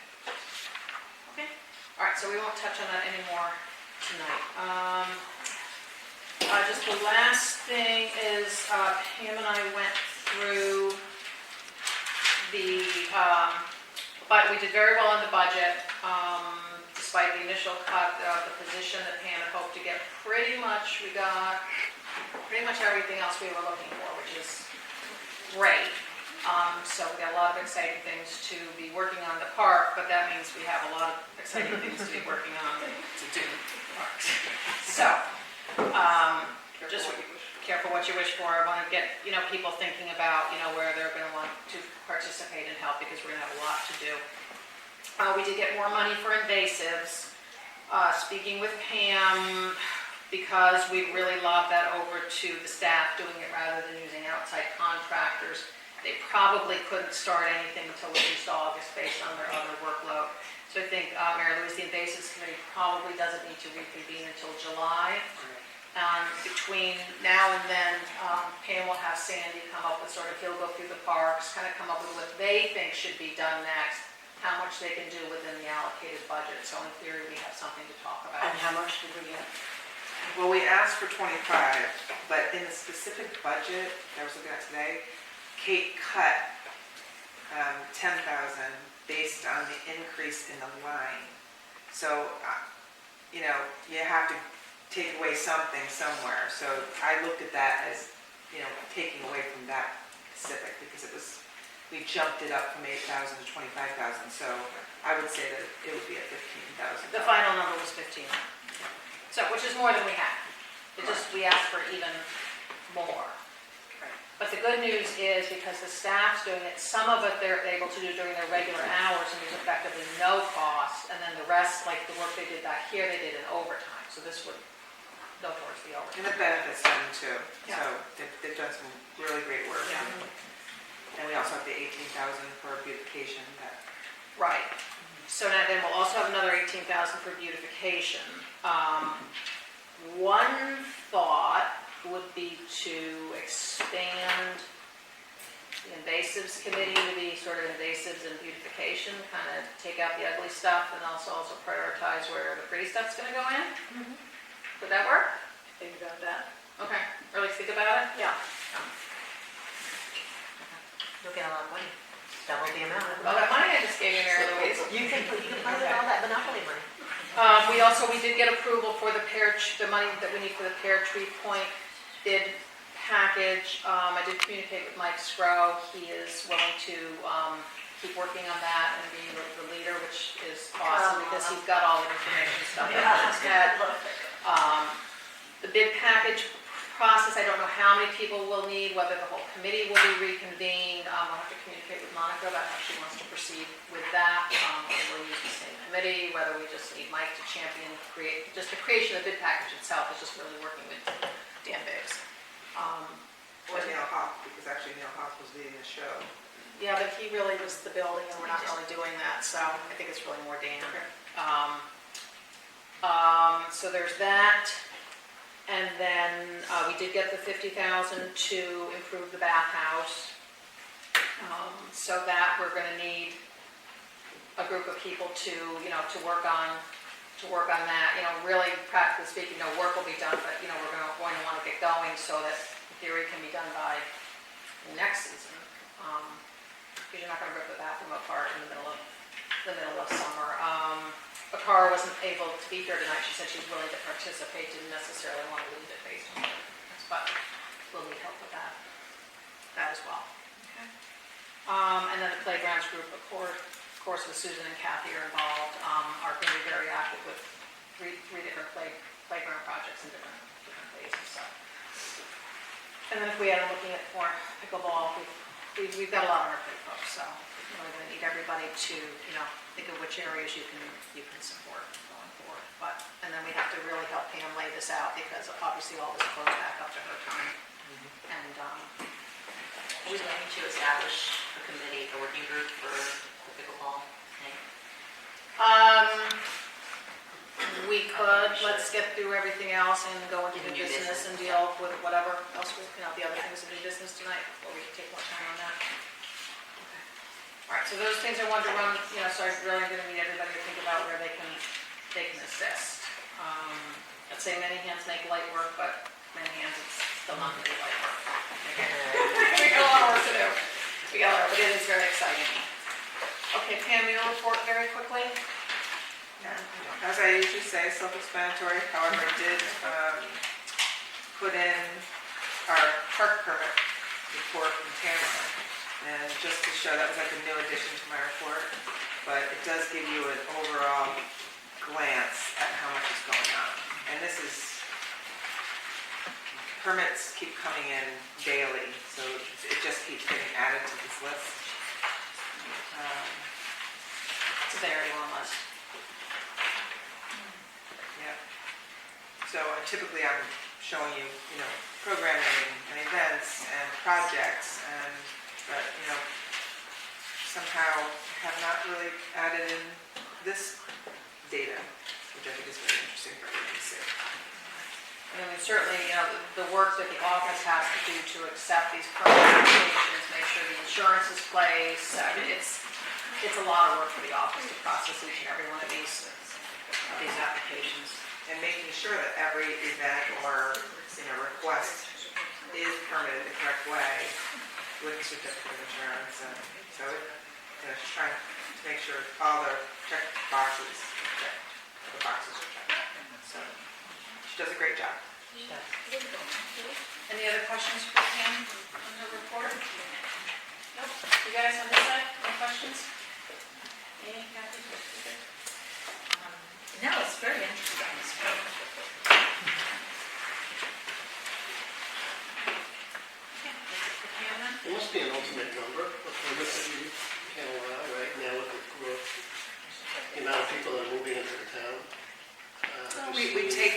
was, They come, right? So, I mean, obviously, they come with, you know, how long they want to use the park, where they want to use the I park. mean, I meant the stickers to get into the. Oh, the stickers. Yeah, no, we sell them right up until, you'd be amazed that some people are buying them in August. You know, but they're also good for, Capacity, I was thinking. they're also good for the year. We haven't run into that. Okay. Yeah, we really haven't. Even when it was at its height. You know, of course, that's when we hired the park monitor, and I can give actually an update on that. And that was to, you know, socially distance everybody and, you know, safety of the people. But we haven't run into, you know, it gets very busy, but since I've been here, I haven't had a complaint of someone not being able to get into the beach.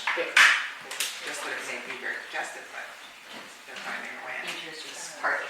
Yeah, Just finding right, space. right, exactly, because you have so many walkers and runners and neighbors and, you know, so you have that on top of cars, but parking seems to be sufficient.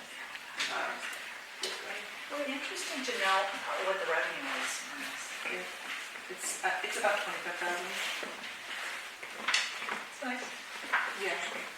Because every budget, that's part of the revenue, itemized revenue lines that I give you guys. Yeah.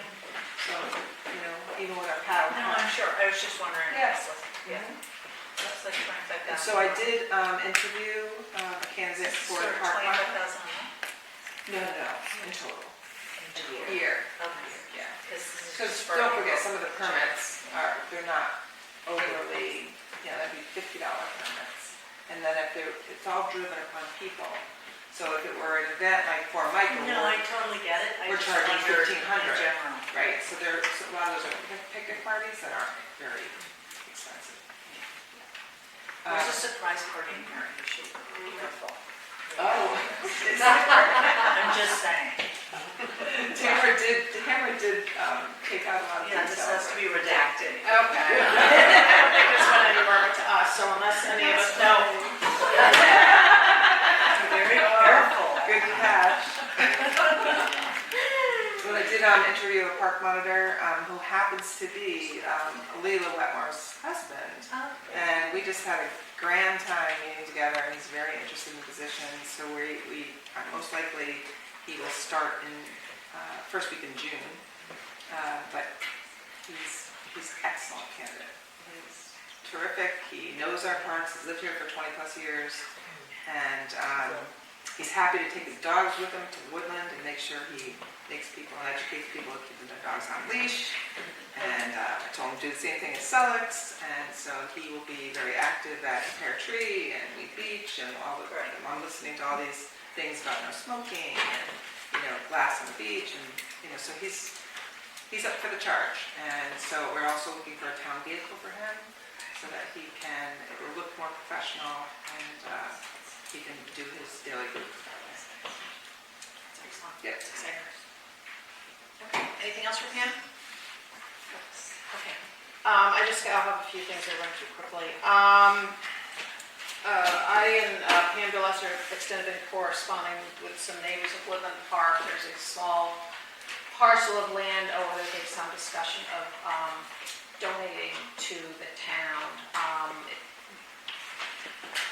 There's always, you know, the devil's always in the details, so I'm not sure how this will play out. But I've been working with the neighbors and engaged Kate and county council and whatever to see, you know, what the issues might be and whether this could be something that we could, you know, even reasonably consider accepting. So I'll just keep people posted as I know more about whether that comes to anything. How much land are we talking about? It's just a very small parcel that abuts Woodland Park over on the Intervale roadside. Like smaller than an acre? Oh, yes. Yeah, it's the issue where there's many residents in that area that like to cut through and use it as a cut through to get into Woodland Park, and there's two neighbors at the end where they're cutting through and they don't feel comfortable. And the uptick since 2020 has created a lot more feet going through their backyards. And yeah, so and they've been reaching out to Park and Rec, but I can't be of any help. It's not park property. And, you know, it's really just, there's a strip of land that somebody owns, but I don't even know if it abuts, so that's why there's Does it lots have an more easement? detail. there are easements Okay, so. for driveways. So, yeah, So there's issues. there's issues. So I'm kind of been, take the burden off Pam. I've been working with them more just in saying, these are the things we would have to sort through to see if we could even get there and whether that would be something we would consider accepting. People sometimes are surprised when they say, well, we want to give you something, why won't you take it? And I'm like, it's not even easy for us to take money in town. It's for us, it's easy to take good old fashioned cash. So it may go somewhere, it may go nowhere. But, the interesting part is it keeps people, walking into the park instead of driving and using the very limited parking spaces there, which is positive. But there's just a lot of different issues we've got to sort through. So I've been working on that. The Coastal Commission met on Monday night. They did complete and put up the new kayak safety signs. They should have been installed on all the racks here, Pear Tree, Norton Yacht Club, some of the private clubs have them. Marley Hayes worked with them to update them. They look fabulous. They just have just a fresher, crisper look with really good important information about water safety, about not going into the cold water even with a life jacket this time of year or whatever. So that's a nice service that the Coastal Commission continues to do for our benefit. I did share with them the beach bucket program that's coming up. They were really excited to hear about that. And there was one other thing. The harbor dredging, or it's really a harbor filling in survey, was completed about a month ago, and it's tracked every 3 to 4 years in terms of how much sediment is really settling in, therefore making the channel on Darien Harbor shallower and shallower.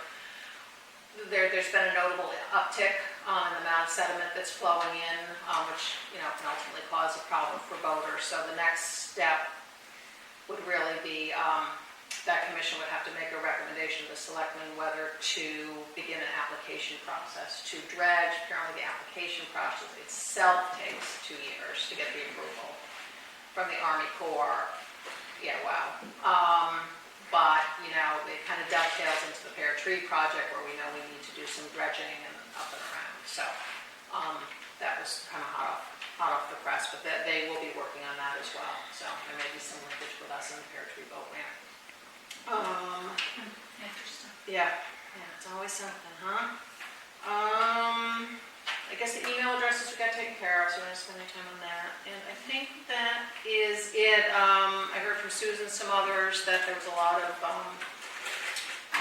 messiness at the park, this park overnight after the prom. So I think we're going to have to work with the school system next year to make sure that they get some kind of security down here for us, because I guess there was a lot of broken glass On the deck. just tons of garbage, so staff had to. Even with the post-prom? What? Even with the post-prom, there were most. But post-prom was at Pinstripes, it was somewhere else. Yeah. So there's, I don't know, I just heard on social media that they said it was, might have been out-of-town kids that might have done it, and that, so, I don't know, because we don't have security cameras, we don't know, but they did have to clean up and. Because the majority of the seniors were at the post-prom. Even the kids who didn't go to the prom went to the post-prom, which was kind of nice. So we don't know. Keeps it out of our purse. Yeah, so things that I'm trying to think about for next year. This seems to be a night where we're having problems, because yes, the police are somehow do more diligence. Why don't we have more security cameras or security cameras? That may be something We talked about it as a commission a few years ago, and one of the things we talked about, especially even at the beaches, is a privacy issue, is how do you keep the privacy of people that come, like you do spying, you get to see faces. So we decided, because it was, I think we were trying to figure out what the conditions were at the beach, and we were like, let's put a camera up, and we did get some feedback, and it was the privacy issue. Yeah. And we said, that makes a lot of sense. Even just at the gate to see if it's coming in or out. Well, that's, again, privacy, like you're coming in. Like, That we was just the let Chris camera. Taylor come in, Yeah. There's even more privacy issues today. So Yeah. Connecticut has a new privacy statute that goes into effect in July that has more requirements for the town as well as private businesses. So it's something that we'd have to look at really carefully before you put something up, a camera in particular. And it sets even though there's insulation for a government for certain litigation, but it sets up the city for potential regulatory issues. We do have cameras here. I mean, Jim can go on and see who's playing and. But that's private, that's you guys have a closed loop system that nobody else can access publicly, right? Like I couldn't go on and say, oh, I want to see who's on the paddle court. It's, you guys are doing it as a monitoring of your facility, which is different than us putting a website. Well, that's what I'm saying, but, so we could have private, I mean, I think the idea would restrict me wanting to drive through and do unsightly things in the middle of the night. And you have to look at it if there was an issue. Yeah. It's up to you guys to. Well, we can certainly discuss it and research it. But, you know, And also, yeah. we're having increasing problems with vandalism in the parks. You know, we've had it here, we've had it at Cherry Lawn. It's, unfortunately, it's Tilly, it's getting to be an increasing problem. I can actually have some of our seasonal research with other towns. Okay, that would be great. That would be really good. Thank you. Okay, all right, that's all I got. Okay, so would the commission like to move into new business? I need a motion to do so. Yes. Yes? Yes. All in favor? Okay. Okay, so as you heard earlier this evening, the Windward School private bus has been operating out of the park for some years. I certainly was not aware of it. It was brought to my attention maybe a month or so ago. Pam was not aware. I guess many people kind of knew it and just thought it's been there forever. But once it was brought to Pam's attention, it was brought to my attention, I asked Pam about it. She was not aware of it, but realized this was not, a permitted activity. The town did not have the insurance covering it in case of any accidents. And then, we were certainly hearing is because we've had some members of the community have been very actively watching the traffic and the congestion at Cherry Lawn recently with regard to the pickleball. Then we started, of course, getting the reports that the Windward bus was creating some of the challenges with the congestion, parking in the fire lanes, cars going too fast. Pam said she heard that from Sandy and his staff. They watch the cars coming in very quickly in the mornings as parents may be late for the bus or whatever. So certainly there were safety concerns. So to immediately address the situation, Pam did work with Kate Bush, our town administrator, who was very adamant that we immediately had to get an insurance certificate in place. So that was taken care of pretty quickly. And Pam did agree to allow that to continue for 3 weeks with hopes that another alternate location could be found. But as you heard from the parents tonight, that 3 weeks is coming up. I don't know personally what's happened with finding an alternate location or not, but clearly this evening we've heard the desire to continue at least through the end of the school week. Pam, you can certainly state your concerns. My position on it is that what I observed and what our assistant director observed was a safety issue. And so we sat in the park, we watched the bus come in, there was absolutely so much congestion that cars were stopping, there were kids. We had heard also that someone had witnessed a young child almost get hit by the bus. So, and this goes back, I don't know how long, but that was just communication after understanding that this bus was operating in the park. And like you've heard tonight, that's all we're talking about is congestion of this park. So it was our simple request to this group that they find a different location. Just a different location within town. We can't tell you where to go, but we suggested churches, that wouldn't have all this congestion, it wouldn't be playgrounds and all this other thing you had to compete with. And we sat down with one of the mothers and Annette, who apparently is like the car coordinator, and it was an interesting discussion. It wasn't a very pleasant discussion, and so I felt that if it's up to me and I have to oversee the parks here, that safety is the biggest concern. And I don't want to see something happen on my watch. Now that it's exposed, and it is a cluster. I think we certainly heard plenty tonight about Cherry Lawn and the overprogramming and challenges. But if we're also discussing something that I've been in town for almost 10 years, my children have been down there through multiple programs, including the sports and nature center, etc. The fact that we've been here together as commission, we've had commission members on here for almost a decade, and the fact that we're just learning about this now, that's been there for 15 years, I would say that it may be a challenge, and I do believe that, yes, we can work with them to try and find another place, or not Cherry Lawn, but to try and cut it 1 month before school ends, to me, just seems a little bit Based too on what I observed, it was something that needed to be done. It was really tough, and it really is not the town's, it's not the town's decision to try to find a different place for them. Right. Completely understand, but the idea to say, find a new place Friday rather than. No, 3 weeks, I mean, we gave them 3 weeks, I mean, just to call on different places here in town that have big size I'm lots. happy to open this up to a vote or more discussion with commission members, but I would just say, I'm certainly in favor of just extending this at least until June 16th, if that's the last day. And then, yes, there are other locations. If they're open, I mean, is there the opportunity, I imagine that the bus, whoever picks up, has to hit 95, if it's also going to Stanford, is there the opportunity at a Baker or at a McGuane or some other location like that? I just feel like our parks are safer spaces in terms of pick up and drop off rather than, say, Norotan or Darien train station parking lots. And I understand that this bus goes to Stanford, so of course, that was, we were saying too, you can bring your child to Stanford. It stops, it goes right to Stanford.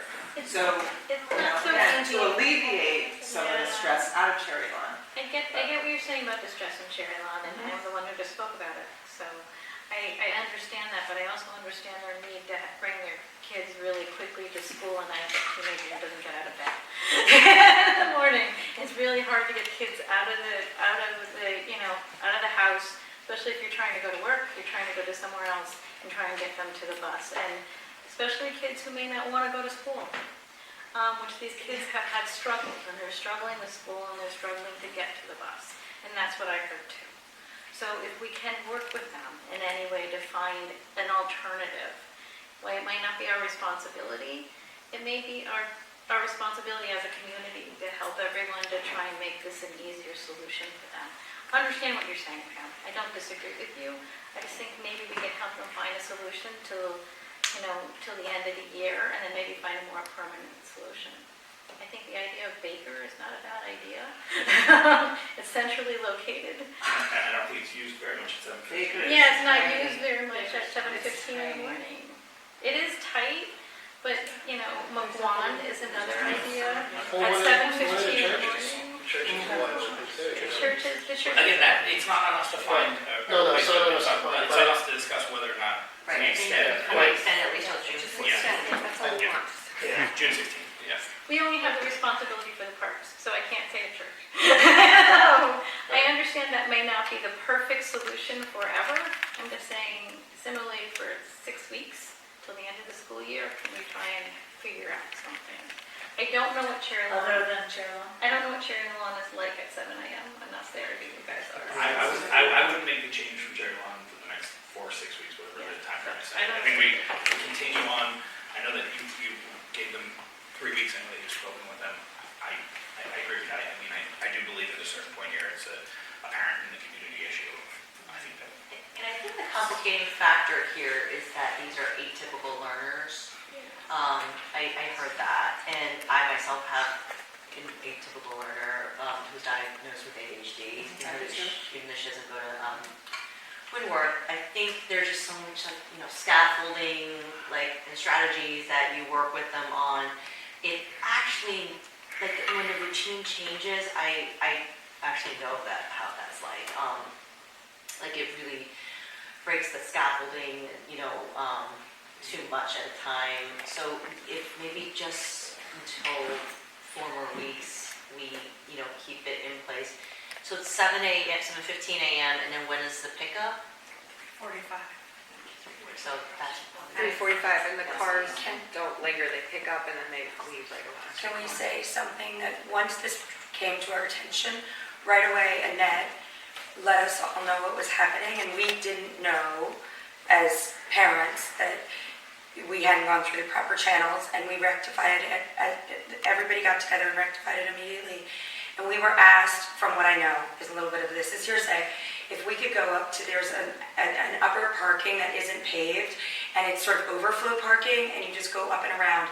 And so in the mornings, almost no one's there, even the pickleball courts were kind of quiet, and maybe a few dog walkers. So it's almost empty in the morning, and then in the afternoon, which is a very congested time. I'm not going to disagree with that at all, except for the fact that we are now going up and around, which has been really easy and seamless. And to my knowledge, we've been the only ones in that overflow parking lot when we've been there for pickup.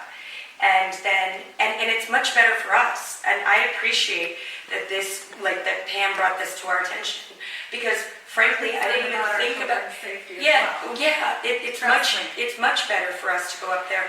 And none of us are leaving our cars because we're not playing a sport or watching a game, or, you know, we're doing a rapid pickup. So, but the new system has been really beneficial for us too. And we appreciate it. We don't want to add, I love Cherry Lawn. My older son is a camp counselor there every summer. We love it. The nature center's been really important to us. So I guess what we're saying is we do want just the extra month, but we are trying to really abide and hear you guys all out. And we will report back to all the other parents about how serious this is about the congestion in the afternoon. And it's really just till June 16, and the bus driver has been the same bus driver for 15 years. His name's Dave, so I don't really think that he would ever put any child in danger. We all trust him completely. He's been the same bus driver for 15 years, driving that bus, those children, to Windward. And if we're talking about, you know, from the teenage perspective of social and emotional, and getting the tennis courts for these teenagers to be outside, you know, these kids have a very hard time with change. And it's only 4 more weeks. They know the routine. They get up. They make that bus at 7:15. The bus leaves at 7:15. If you're a minute late, he doesn't wait. You know, he goes slowly out of the parking lot. And then we all just drive our kids to school if we don't make the bus. And then he pulls in at 3:45 in the afternoon. He's the safest bus driver. He cares so much about these children. And I think just the children, if their routine is out of whack, it's then the parents, and we're just asking to the end of the school year, June 16th, please. I think one of the concerns we've heard is not so much about how the bus driver drives, frankly, it's about how the parents drive, is really what we're hearing about the speed of the parents and the double parking, so. That's my we fear. understand that, and we It's not have- the bus driver, and, you know, our staff has observed it. I've heard residents say they've observed it since this came up, that folks are just, because they're worried about missing the bus and not having to drive to White Plains, that they're just going really, really fast. So that's, We can definitely take that back to the families. I think we are willing to work with you, please. I mean, Pam, you said you're, Our park staff is there every morning, so they they've witness. observed it. They have a hard time getting past the bus. At times, they witness, you know, everything, because dogs are off leash, so when cars are coming in fast, so they're my eyes and ears. So that's what's been reported to me. And they knew about the bus, but they didn't have any clue. They just thought that it was permitted. So, Do we need a motion, or can we just make a No, recommendation? I want to hear from Amy, because she's sort of our cherry lawn eyes and ears, and, you know, you're so particularly concerned about the congestion. Yeah, so this is another one of the tough ones. Yep. And I really hear the parents. I'm concerned about the liability issues now that we now understand this issue for the town, if something were to happen. And I'm also wondering, when you talked to the woman that you spoke with, whether you felt she was actually trying to come up with solutions within that 3 weeks. You know, did she make an effort to do that? Absolutely, there have been many phone calls made. We're in talks with lots of places to try and find a space, but Finding a space for It's a 3 full-size weeks bus. is not easy. yeah, so We're awaiting phone calls. Everyone has a process that they have to go through. And what's the matter with moving it to Baker? It's not it's gonna upset the children won't. it's just small. But We were Too told small no for a bus? bus. We were told we were not allowed to It was like, yeah, we were told no. Well, because it's an outside, again, we should be doing back and forth talking, but it's a private operation with you. And if we set a precedence, right, for a private operation in our parks, how do we say no to another operation? So I can give you 100 ways. Yeah, I can. I think there's also, I think we need to make a bridge here. And if the pressure is on Cherry Lawn Park, we want to get that up as we've all been discussing, and there's not as much pressure on Baker, maybe that's amicable resolution. And it's a temporary, one-time waiver. But it's still the issue of interrupting the children's schedules, having a new bus stop for a matter of 4 weeks. It's 19 days.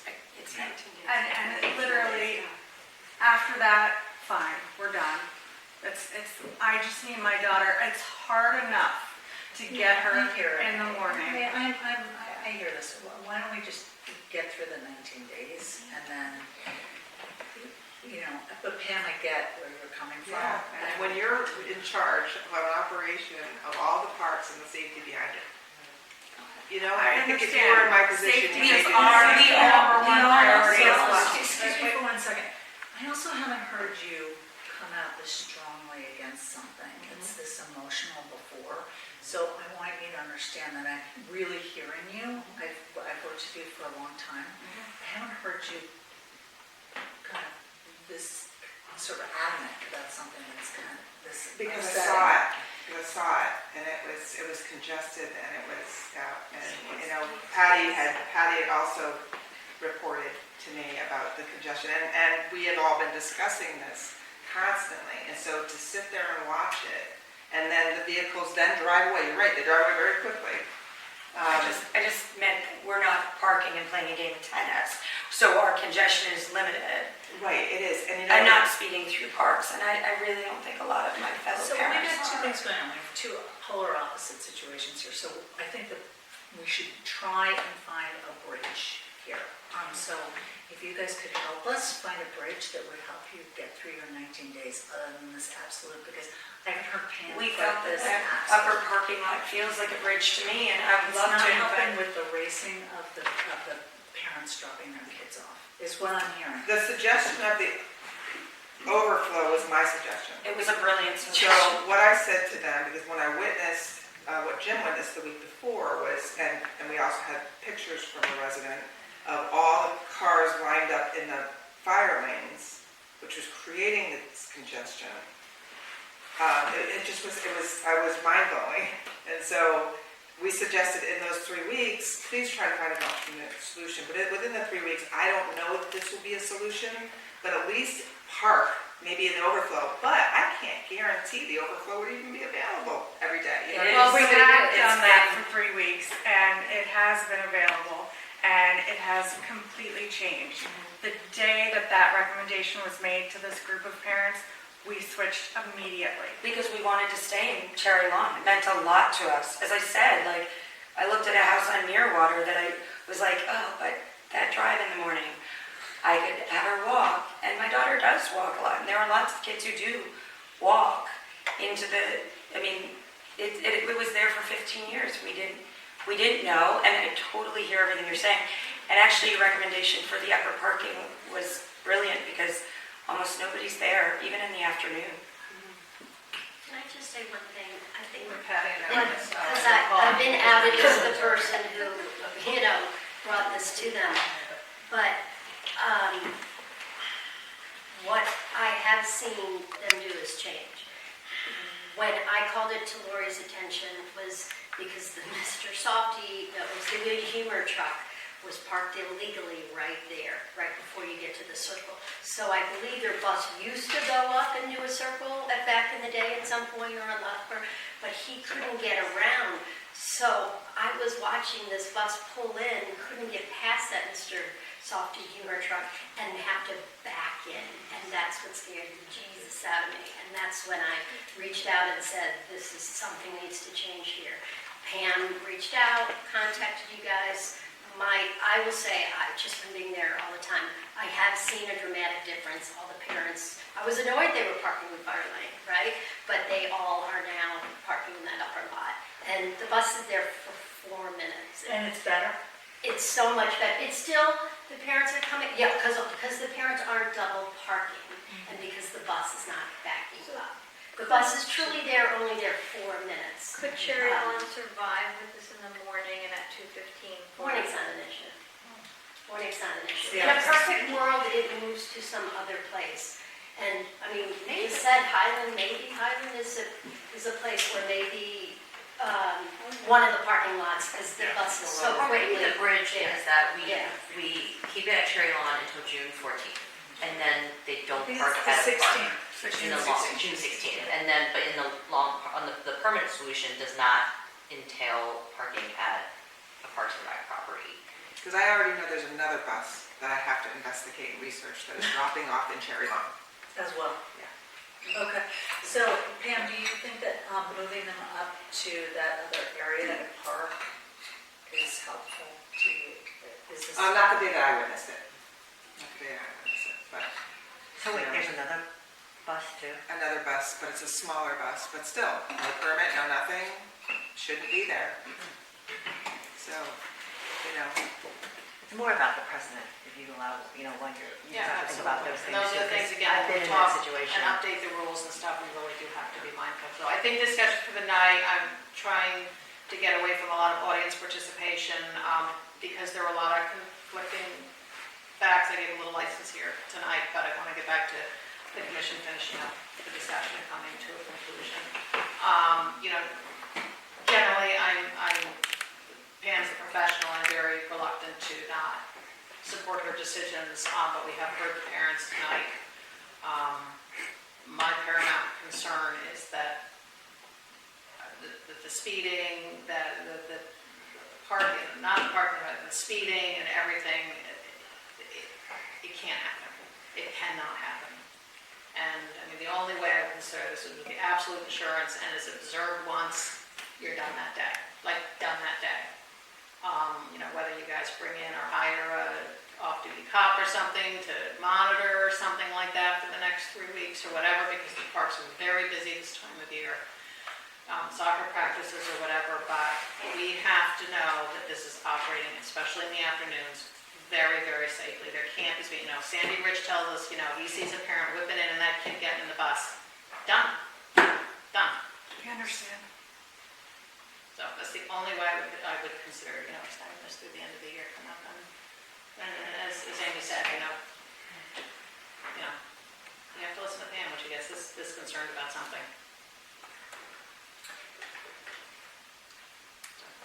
Yeah, I think it's the right thing to do. I think we should extend it to the 16th and have someone watching.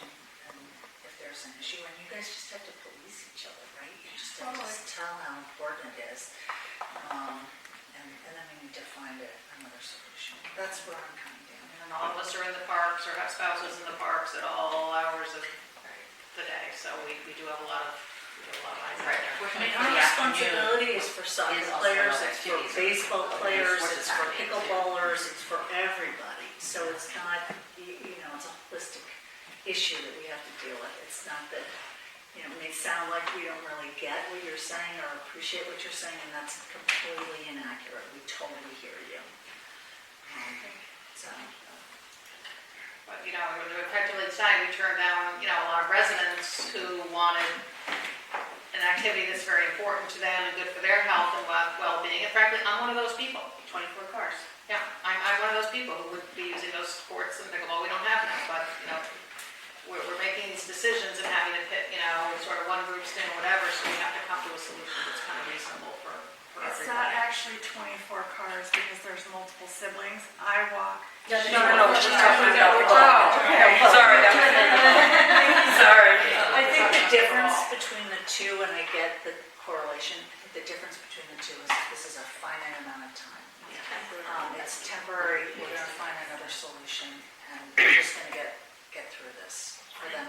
We need a motion or just recommendation. I think we need a motion. I will make a motion to extend till June 16th. Should the, sorry, should the motion include that it will not be extended in the future at a Parks and Rec property? For future? I'm not comfortable with parks. I don't want to set precedents because I've already had to deal with the. I think that's what should be included as part of the. That's what Jan's suggesting. Yes, and this will be extended till June 16th. After that, we will not have private buses coming in and out of any of our parks or recreation locations. Okay, I'm fine with that. So then you had the position that they had to have Yes. someone monitor. Yeah. Do you want to be that part of the motion? That would be. You're saying, you said it could be revoked if any your safety issues. Yeah, I think we can look at that. So if they want to self-police, have a daily parent who's We already do have a daily parent. responsible. Yes, but- two parents. Okay, but then if we, if there's observations of, speeding, parking in car lanes, then it would be immediately. Can I just say one thing? Yes, sit down. I was there today, I watched it, and nothing can change the size of the bus. The bus cannot be passed at the same time. And I watched a car having to back up. Cars backing up on the road is not good for kids that are running around. It's a lot of cars, and people were parked all which ways, doing all sorts of things. It was a busy park. You can't change the size of the bus. This is why we don't have the location. Yeah, but if the bus is in the upper. In the No, upper. you gotta get there. When the bus comes in, then there was a car that was going out where you couldn't go out, so the car's backing up. Oh, I see. See what I mean? So it's not, it's Too the wide. width. And it was also the commuter, the gardeners are all there and their cars are blocked in by the bus. People going and playing tennis. There were people, a It's- guy it's a going lot. fishing. It's just a There, lot of there's a lot going on. It scared me.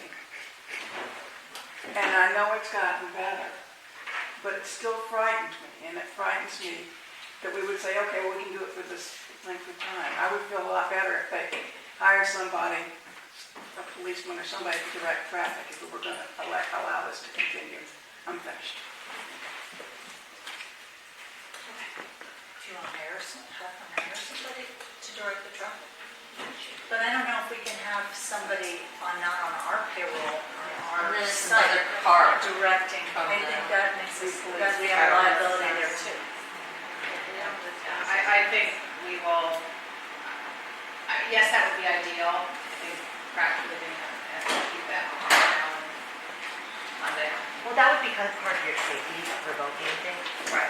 That could be part of something like that comes up and you see a dangerous situation and it's just not working. That could be part of your grounds for revoking your permission. But it's slippery, because it's like if you go from someone speeding, that's easier to capture versus like if the bus is just not being able to be passed, then But it's it just does hard to say make a that judgment. cars It's more have to subjective. then make a decision they can't get by and they have to back up. And if you think about other things like if there was an emergency there, how can an ambulance get by? So these are things like it has to be tight, it has to be a safety situation. I don't know, I'm just putting it out there. I mean, we've talked about this for a long time, that one in, one way, one out is the worst thing. When we talked about it with respect to the Darien Nature Center expanding their hours and services. And we talked about also doing a traffic study, which I don't believe was ever done either. And we never got our second exit either. So these are things that we kicked it down the road and now it's coming back to haunt us because now we don't have a way in and out that's safe. Yes. Because if we had another way out, that bus could just go, in this situation, could Go in and out. in and out without any issues. So, Put that on the agenda item. yeah, there you go, another committee. Join that one. But, I think the bottom line is Cheryln Park is just overloaded. Yeah. Yeah, it's just overloaded. It just keeps coming back to that.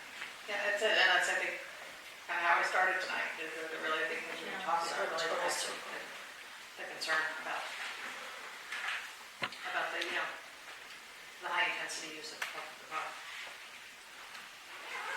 All right, so where did we land, folks? Motion to extend usage of bus at Cheryln Park for Windward schools until June 16th. And at that point, Nowhere CSAC. future. Yeah, CSAC, Use that any all Parks usage and of Rec Parks and Rec. properties. Yeah, private school buses. But you also wanted that condition. Yeah, with a condition that It has to be all safe. the safety protocols are followed and. By parents and bus A parent, the parents and the bus drivers, and then observations the otherwise. Go with good Tamara, go with good luck, Tamara. We need to, We're getting those minutes right. Yeah, all right, so everybody ready to, oh, I need a motion. Motion. Oh, you made a motion, yes. Second, Amy, okay, in favor? Okay. Good until the 16th, but very slow. Very, very slow. Okay, well, everybody else, we're not. Yeah, we're not. Oh, I think we are here. Yeah. I think we are done. We're not just leaving the parents. Yeah, we're done. We can do the motion. Motion to adjourn. Motion, I'll second. All in favor? Thank you. Thank you so much.